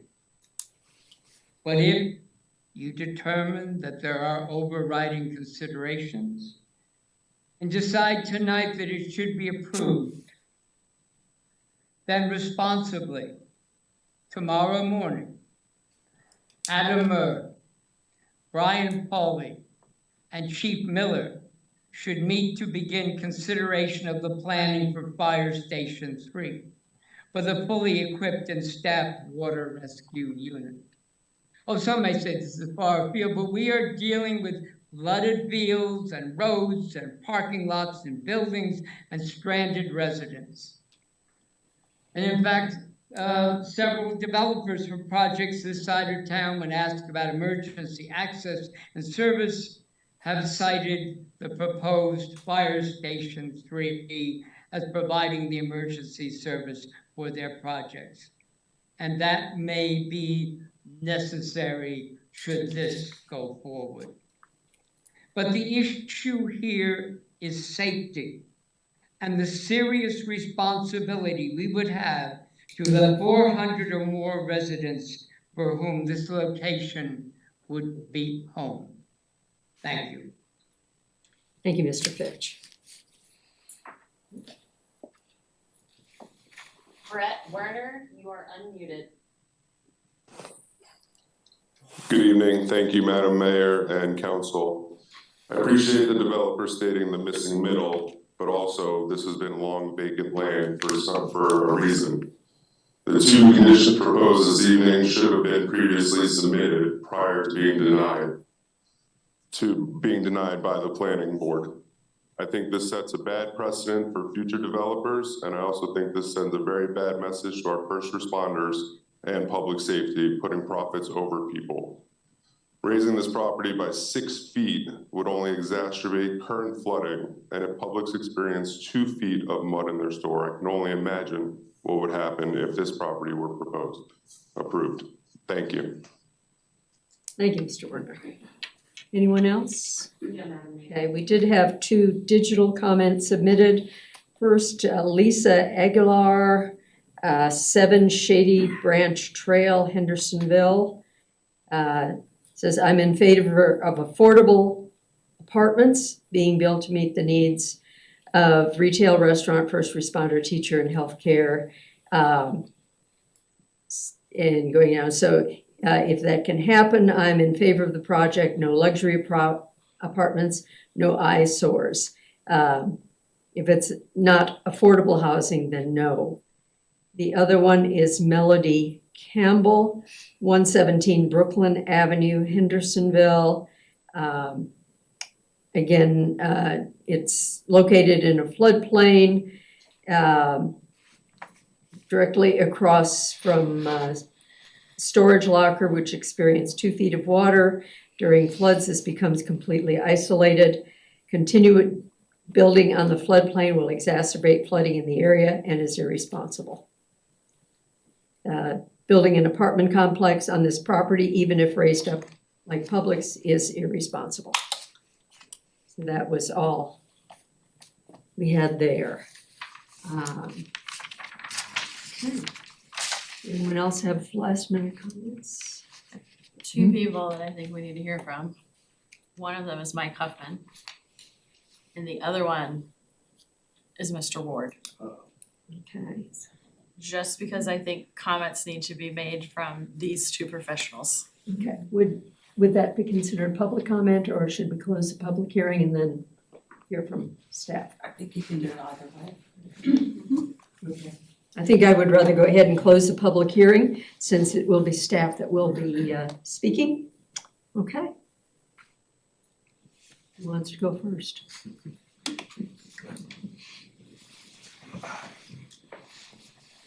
Yes, ma'am. I just would like to know your thoughts on the storm tech systems that they're putting in, and do you foresee any further issues than like what was shown in their modeling? Like, do you have concerns about this project?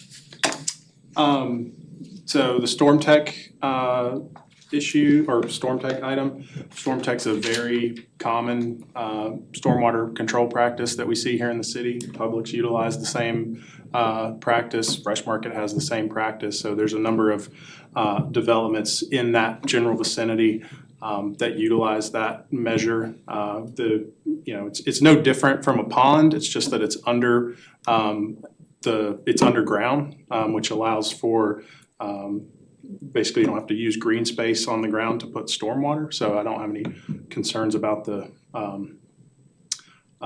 performance or function of those stormwater control measures to handle the stormwater from the site. As you know, I don't know if it was mentioned, but currently there's no stormwater management on the site. It has been previously developed. I don't know the exact condition of the soils there. I've been on the site multiple times for various reasons. It's a field. There's also a lot of trash out there from homeless activity and things like that. So in terms of, the quality of water that's currently running off the site versus what potentially could be coming off the site after development, I can't say that it would be any worse.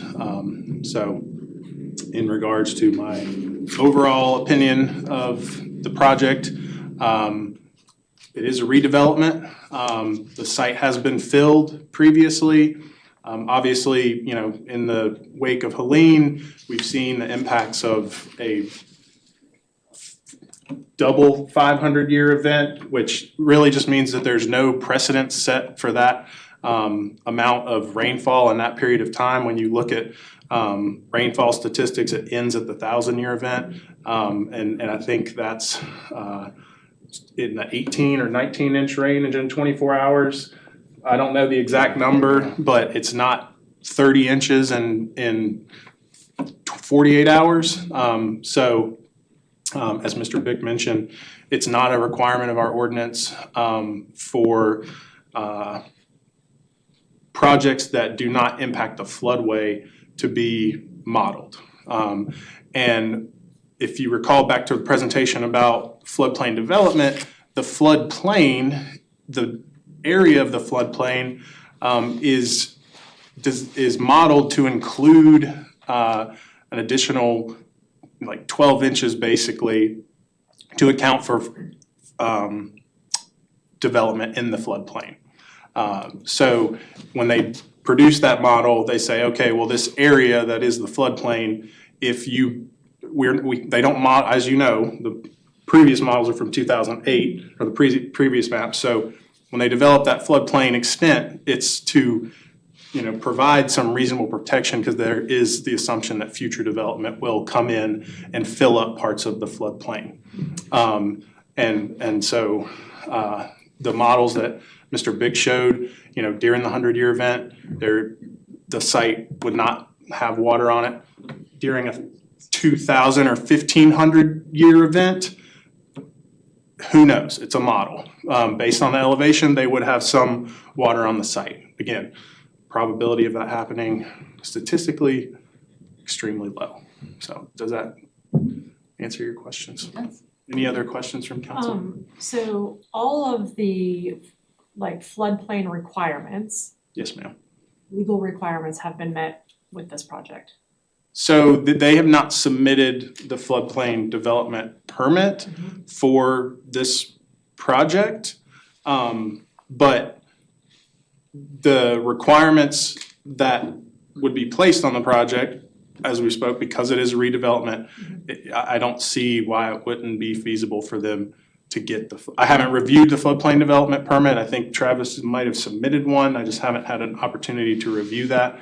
But, you know, there's nothing that I've seen that they've presented that would not be, that I couldn't issue a floodplain development permit for. Thank you. Yes. Any other questions? Anything else? Right. Thank you. Mr. Ward, Jumping in there. pass it on to you. I feel like Mike knew he was probably gonna get put on the spot, and I apologize that you are now put on the spot. However, there were lots of comments about public safety. Correct. And so if you wouldn't mind addressing some of the things that you heard. So we have had some flooding down there, obviously previous history. They typically end up shutting down Greenville Highway, just that's the nature of the beast down there. We don't have with the property, again, like Mike said, it just depends on they're meeting all the requirements. I could see if it does, we have another Hurricane Helene, it could pose a lot of folks being in situations that we have to rescue them. Unfortunately, we had to do that a lot during Hurricane Helene and some other properties as well that we've never had to do that before. So that's kind of my stance on it. We can plan for the worst and hopefully it never happens again, so. Right, but you don't have concerns that we wouldn't be able to get to those folks if we did have another Hurricane Helene? We would make measures to get means to get there. Anything else? Okay, Thank thank you. you. Yeah. Okay. Discussion.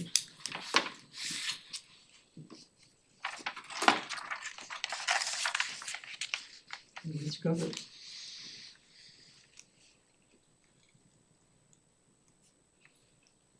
I'll go first. So we all just will sit here and stare at each other. This one is tricky, obviously, that's why none of us decided that we wanted to go first. We are all very acutely aware of the trauma that our area experienced with Hurricane Helene. We experienced it personally as well. With that being said, this specific property is in a location that would be great for housing. Because of its proximity to the bus stop, the grocery stores, and the ability to be able to walk to things that folks are going to need. I know that it can be scary for folks for us to approve something like this or even consider something like this, but there's a lot of factors that we weigh whenever we look at projects. And I do believe that the applicant has done everything in their power to try to make this project work logically. And as a council, I feel like we have to lean on the experts that we have at our disposal, which is our planning staff and our stormwater staff and our public safety staff.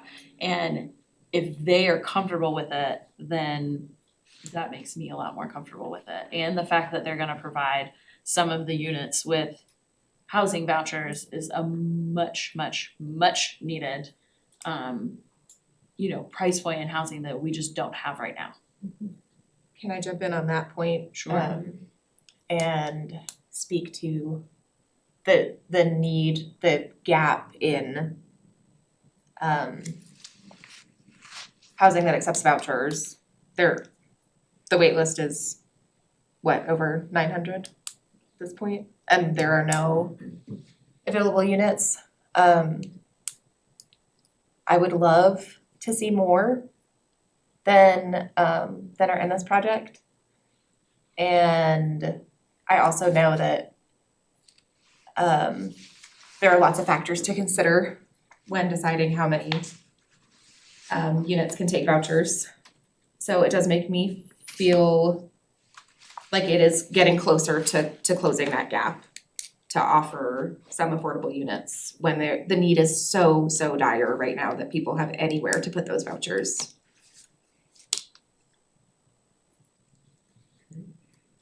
Anyone else want to comment? I just appreciate the offer and the willingness to work with us. We have a massive stormwater project already on the back end of that property.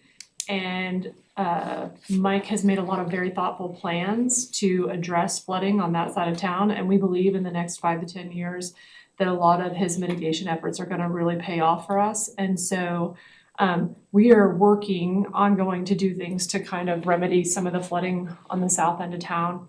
I think this is a good project. I think it's gonna help address some of our affordable housing issues. That's all I have to say. Anything? You have anything you want to add? I spoke with an engineer and some of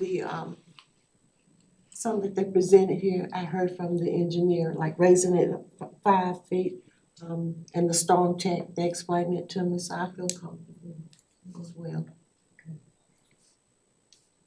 Is there any angst about the 4 stories?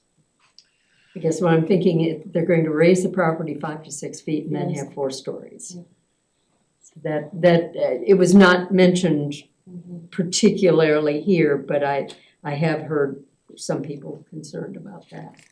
Would the applicant, you think, be willing to lower it, make it 3 stories? Because I agree with you, raising it 5 feet and 4 stories is gonna make it extremely that condition is pretty.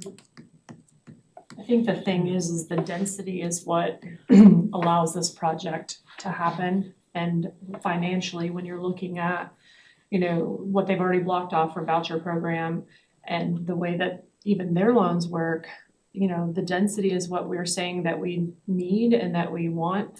And I did see a statistic that somebody had posted earlier about how many, like the housing gap being over 2,000 units, and that we had approved close to 2,000. But also the problem is that we have approved several of them, but they will never ever actually be developed. So we're already at, I don't know exactly the number right now offhand, but we're still at a shortage. And to me, to be able to get that density in an area that can handle the density is, for me personally, I'm willing to kind of forgo the height. And that is a commercial corridor and area that I think is prime for development. Yeah, I feel like the 4 stories doesn't scare me so much. It's definitely gonna be different than what's there now, but when I think of where I would wanna see a development like that, that part of town is where I would rather be as opposed to other parts of town, if that makes sense. I'm okay with it, but it was brought up to me by a couple of people, so I wanted to make sure we're okay with that. And I'm gonna assume the project's not feasible at 3 stories. Okay. Any further comments? Discussion?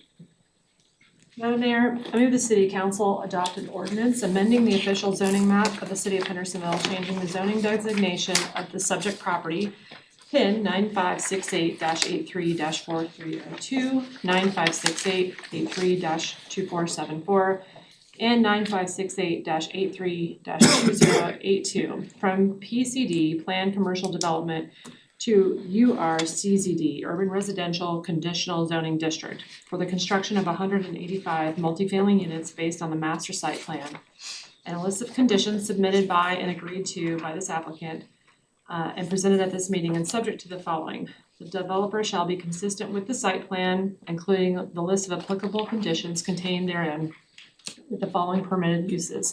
1, which is residential dwellings, multifamily. For amendments or uses or conditions discussed and agreed upon,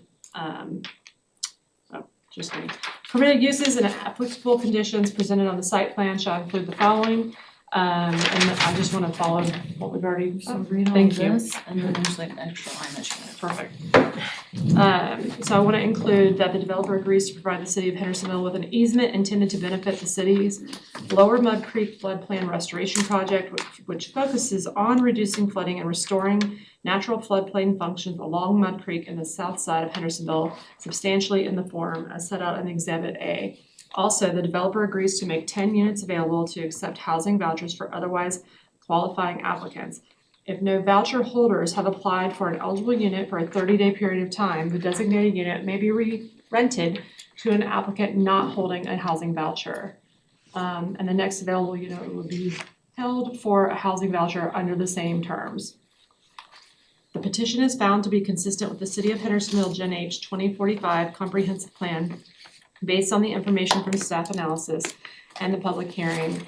And because the petition is consistent with the future land use and conservation map designations of open space, regulated, open space, natural conservation, and is located in a focused intensity node within Chapter 4 of the Gen H Comprehensive Plan. Furthermore, we find this petition to be reasonable and in the public interest based off of the fact that the petition proposes to provide additional housing and affordable housing to offset local rental demand. The petition proposes to provide housing on a long vacant, previously developed and underutilized piece of property near commercial corridors and is within walking distance to downtown and the Augusta Trail. The site plan clusters development impacts outside the floodway portions of the site. Is there any further discussion? Not. Those in favor of this conditional zoning district, say aye. Aye. Those opposed say no. Ayes have it, motion carries, and it has been approved. We hope this one's actually, you follow through on them. We have so many that don't, so. Yes, ma'am, we will. Okay, thank you. All right, you all don't have to say. It's gonna be riveting Give you a minute. information. Riveting.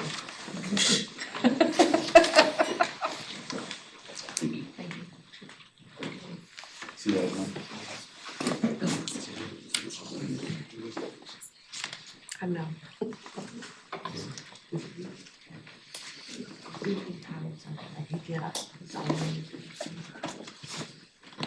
Okay, we're gonna go into new business. First of all, the North Carolina Treasurer's Office loan. Mr. Pauly. Mayor, members of City Council, I'll be brief. I do appreciate the two shout outs. I don't know if I appreciate Luann's shout out, but I appreciate Ken Fitch shouting me out. I don't know if it's positive or negative, but I'll take it. The North Carolina Treasurer's Loan Program is a short-term loan program for Hurricane Helene recovery. The state allocated $100 million available for Helene recovery in Western North Carolina for disaster-affected communities, and they directed the Treasurer's Office to distribute those loans. We did submit our damage inventory to receive a portion of the loan funding. This is the first tranche. They will have a second tranche available later in April. And we'll also be making sure we're on that list as well. But the amount of the loan is for $1,172,000 and $5.34. Don't ask me how that was created. But tonight we just ask for approval of the resolution accepting the loan terms and allowing the city manager to execute a promissory note with the Treasurer's Office. Any questions? Madam Mayor, I move the City Council to approve the North Carolina Cash Flow Loan Agreement, promissory note, and associate agreement. Is there any discussion? Not. Those in favor of the loan agreement say aye. Aye. Those opposed say no. Ayes have it, motion carries, and we do have that next step taken care of. Thank you. Next, Our State, Our Homes grant. You're gonna start out with this? I'll take it. Okay. Miss Beaker's been traveling this week, so I told her I'd let her off the hook, so, I appreciate she's got plenty to do a little bit later. So, Miss Beaker, applied for a grant, through the UNC School of Government, the NC Impact Initiative, and we received it. It's a $17,000 grant that will provide, stipend and travel costs to Chapel Hill, where we will receive for free training and expertise from the staff at the School of Government and other experts. We'll use that training to, we hope to form a community land trust. Again, the grant is through the Carolina Access 100, and grant is Our State, Our Homes program. Our representatives attending, we have Ms. Beaker and myself, and then we have Jamie Justice with the Partnership for Economic Development, Robert Hooper from WNC Source, who Robert's in charge of the voucher program, and also representative, remind me her name, from Self Help, Tracy Thompson. Tracy Thompson from Self Help, who used to be with the Land of Sky. So a good team. So we ask council to approve the acceptance of the grant.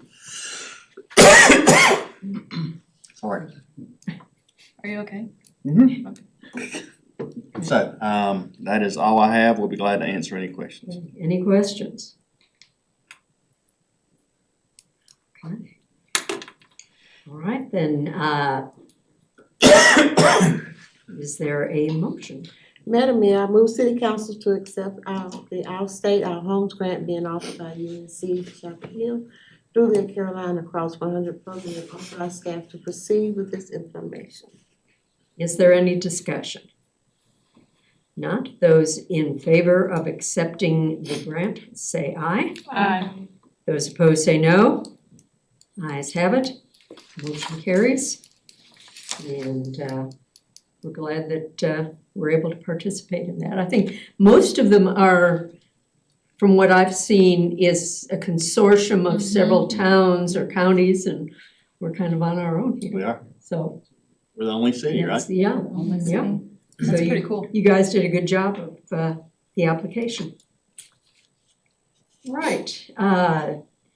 Third item of new business, engineering services to support the wastewater treatment facility and 6 MGD expansion and improvement project. Hi, Mayor, Council. Another fill in here. I was gonna say, you're not. Much older and less active version of our utilities director. So this is in regards to kicking off the design of our wastewater treatment plant facility expansion and improvements project. Key infrastructure improvement components consist of a new influent screening facility and pump station, which flooded during Helene. New flow equalization facilities, aeration system upgrades, which will improve energy efficiency. Secondary clarifier and tertiary filter enhancements and various flood resiliency measures. The scope of work includes funding assistance, flood mitigation analysis, condition assessment, engineering design, and permitting and bidding and award. And the city staff completed a qualifications-based selection process for engineering services for this project. A very large project, probably the largest that the city has undertaken to date, and we've selected McKim & Creed as being the most qualified engineering firm. We've negotiated a scope of work, which I just outlined, and a fee. The budget impact is currently at $2,366,100. And with that, I'd be happy to answer any questions. I will add that there's a very aggressive schedule, excuse me.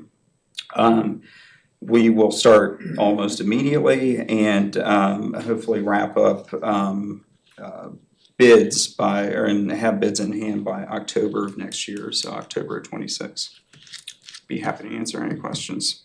Any questions? Just one thing to add, as Brent mentioned, it is probably the largest project we have done. I mean, if all the components are built, upwards of $80 or $90 million, which is a project of a lifetime, right? So that's why we wanted to bring attention to this and let everybody know we're starting on it. But we feel like there may be funding opportunities as recovery money is brought forward that will make us more resilient and help us get this project going. And we hope will save rate increases in the future. So if we can do it with grant money, so we want to proceed. Anything else? Any questions?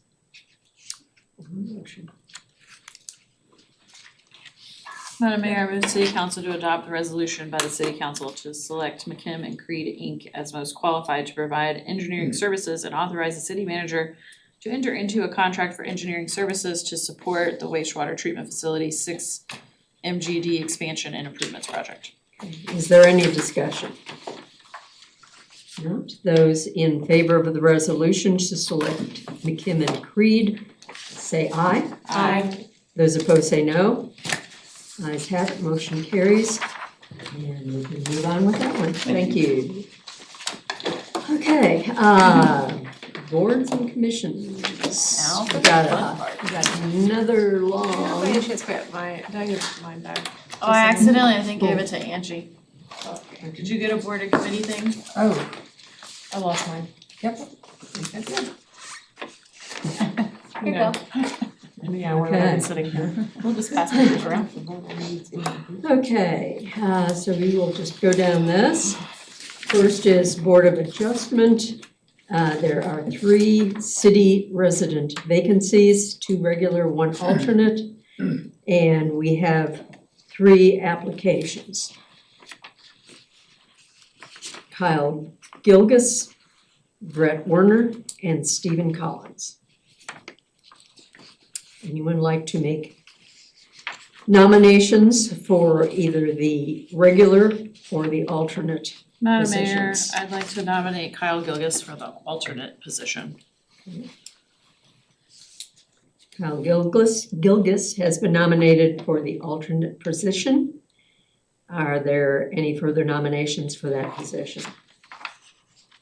No? Those in favor of Kyle Gilgis for the alternate position on the Board of Adjustment say aye. Aye. Those opposed say no. Ayes have it, motion carries, and Kyle will be the alternate. Are there any nominations for the 2 regular vacancies? Madam Mayor, I'd like to nominate Brett Werner and Stephen Collins for the 2 regular vacancies. Okay. Brett Werner and Stephen Collins have been nominated for the 2 regular vacancies on the Board of Adjustment. Are there further nominations? Not. Those in favor of Brett Werner and Stephen Collins for regular positions on the Board of Adjustment say aye. Aye. Those opposed say no. Ayes have it, and they have been approved. Okay. Business Advisory Committee, we have 3 city resident vacancies. And we have 7 applications. Does anyone like to make any nominations to one of these 3 positions? Madam Mayor, I'd like to nominate Andrea Martin. Andrea Martin has been nominated. Are there further nominations? Madam Mayor, I'd like to nominate Tiffany Lucy. Tiffany Lucy has been nominated. Are there further nominations? Madam Mayor, I'd like to nominate Michael Gilligan. Michael Gilligan has been nominated. Are there further nominations? Hearing none, we can then vote on 3 people for the 3 openings. Those in favor of Andrea Martin, Tiffany Lucy, and Michael Gilligan for the Business Advisory Committee, make sure I have the right name here, say aye. Aye. Those opposed say no. Ayes have it, and those 3 are appointed. Environmental Sustainability Board, we have 3 city resident vacancies and 1 at-large vacancies. We have 3 city resident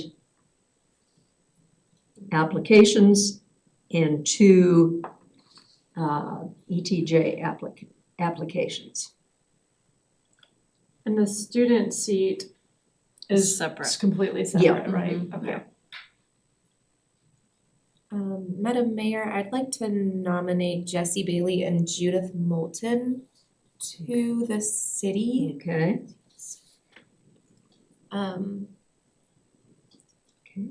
Jesse Bailey and Judith Moulton have been nominated for resident positions on the Environmental Sustainability Board. Are there further nominations? Madam Mayor, I'd like to nominate Fiona McCauley for the at-large seat. Okay, well, let's take care Oh, of sorry. that. We've got one more position. Does anyone wish to make a further nomination at this point? If not, we can leave that one open. Madam Mayor, I'd like to nominate Alicia Stump. Okay. Alicia Stump has been nominated. Are there further nominations? Not, those in favor of Jesse Bailey, Judith Moulton, and Alicia Stump for city resident seats on the Environmental Sustainability Board, say aye. Aye. Those opposed say no. Ayes have it. Those three have been appointed. Okay, and then we have one at large. Is there a nomination for that? Madam Mayor, I'd like to nominate Fiona McCauley. Okay, Fiona McCauley has been nominated for an at-large seat on the Environmental Sustainability Board. Are there further nominations? Not, those in favor of Fiona McCauley for the at-large position on the Environmental Sustainability Board, say aye. Aye. Those opposed say no. Ayes have it. So Fiona McCauley has been elected to that. And we have a student member seat. So far has been one application for that seat. Anyone wish to make a nomination for that student member seat? Madam Mayor, I'd like to nominate Kyla Christensen. Okay, Kyla Christensen has been nominated for a student member seat on the Environmental Sustainability Board. Are there further nominations?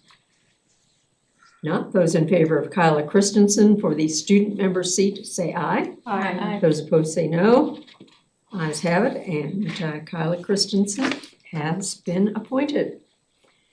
Okay, Historic Preservation Committee. We have 2 city resident vacancies, and we have, these have to be city residents, is that correct? Yes, ma'am. Okay, so we do have, Looks like we may just have one I- city resident. So Lauren and Stan are city residents too. Okay, all right, so these two are city residents too. So the two on the bottom. so James Brewer and who else are city residents? Stan Smith. Stan and Lauren. So all 3 of them are. And we have 2 vacancies. Would anyone like to make nominations? Madam Mayor, I'd like to nominate Lauren Matoyan. Laura Matoyan has been nominated for the Historic Preservation Committee. Are there further nominations? Madam Mayor, I'd like to nominate Stan Smith. Stan Smith has been nominated for the Historic Preservation Committee. Are there further nominations? If not, those in favor of Stan Smith and Lauren Matoyan for the Historic Preservation Committee, say aye. Aye. Those opposed say no. Ayes have it, and they have been appointed.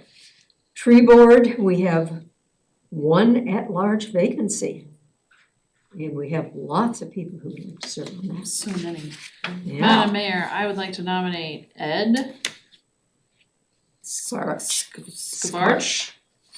How did you say I it? assume. Skavarch? Skvarch. Okay. I apologize, Ed. Close enough, yeah. He can tell me how to say it at the meeting. Yes. All right. Are there further nominations for the at-large member of the Tree Board? Not, those in favor of Ed Sparch for the vacancy on the Tree Board, say aye. Aye. Those opposed say no. Ayes have it, and he has been appointed. And that is the last of those. And Mayor, but one additional, Okay.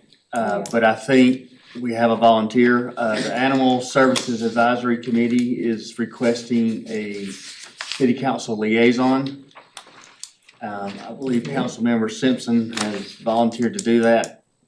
So, would ask if she's still in agreement to do that. The council appoint her to the Animal Services Advisory Board as liaison. Okay. Someone like to make that official nomination? Madam Mayor, I'd like to appoint Lindsay Simpson as the council liaison to the Animal Services Board. Okay. Are there further nominations? Not those in favor of Lindsay Simpson as the liaison to the Animal Services Board, say aye. Aye. Those opposed say no. Ayes have it. Okay, have fun with those animals. All right, that is all of our appointments. City council comments. Anyone have anything you want to bring up tonight? I have a comment. I noticed that Senator Moffett refiled the same bill that he had filed last year in regards to water and sewer. And I would just like to point out that the city of Hendersonville manages a fantastic enterprise. We introduced a board several years ago to build transparency and how we ran the fund. We survived Hurricane Helene, and I don't know exactly what day it was. I think 99% of our customers had water within 10 days. 10 days. And so we run a very solid system, and we would like to partner with the county and have discussions with them, and we have been and continue to be open to discussions with them and invite them to come and talk to us. We do not believe that things should be handled with our community at a state level, that it's much better to be handled and managed locally, and that we would really like to have better communication with Henderson County on these issues, and I would love for them to speak to us about these issues. That's all I have to say today. Thank you. I think we can all echo that. Anything else? Not? City manager report. Mayor Vogel, City Council, just point out that your contingency and adjustment report is in your packet. I don't think I have anything else other than what's in the Herald this week, so that's all I have. Okay. We do have a closed session this evening, so if we could have a motion to go into closed session. Madam Mayor, I move that City Council enter closed session pursuant to North Carolina General Statute 143-318.11 A1, 3, and 6 to prevent the disclosure of information that is privileged or confidential pursuant to the law of this state or of the United States or not considered a public record within the meaning of Chapter 132 of the General Statutes, to consult with an attorney employed or retained by the public body in order to preserve the attorney-client privilege between the attorney and the public body, and to consider Lake versus the City of Hendersonville, Hendersonville Superior Court Case 24 CVS 562, and to consider the qualifications, competence, performance, character, fitness of an individual public officer or employee. Is there any discussion? No? Those in favor of entering closed session say aye. Aye. Those opposed say no. Ayes have it, motion carries, and we are in closed session.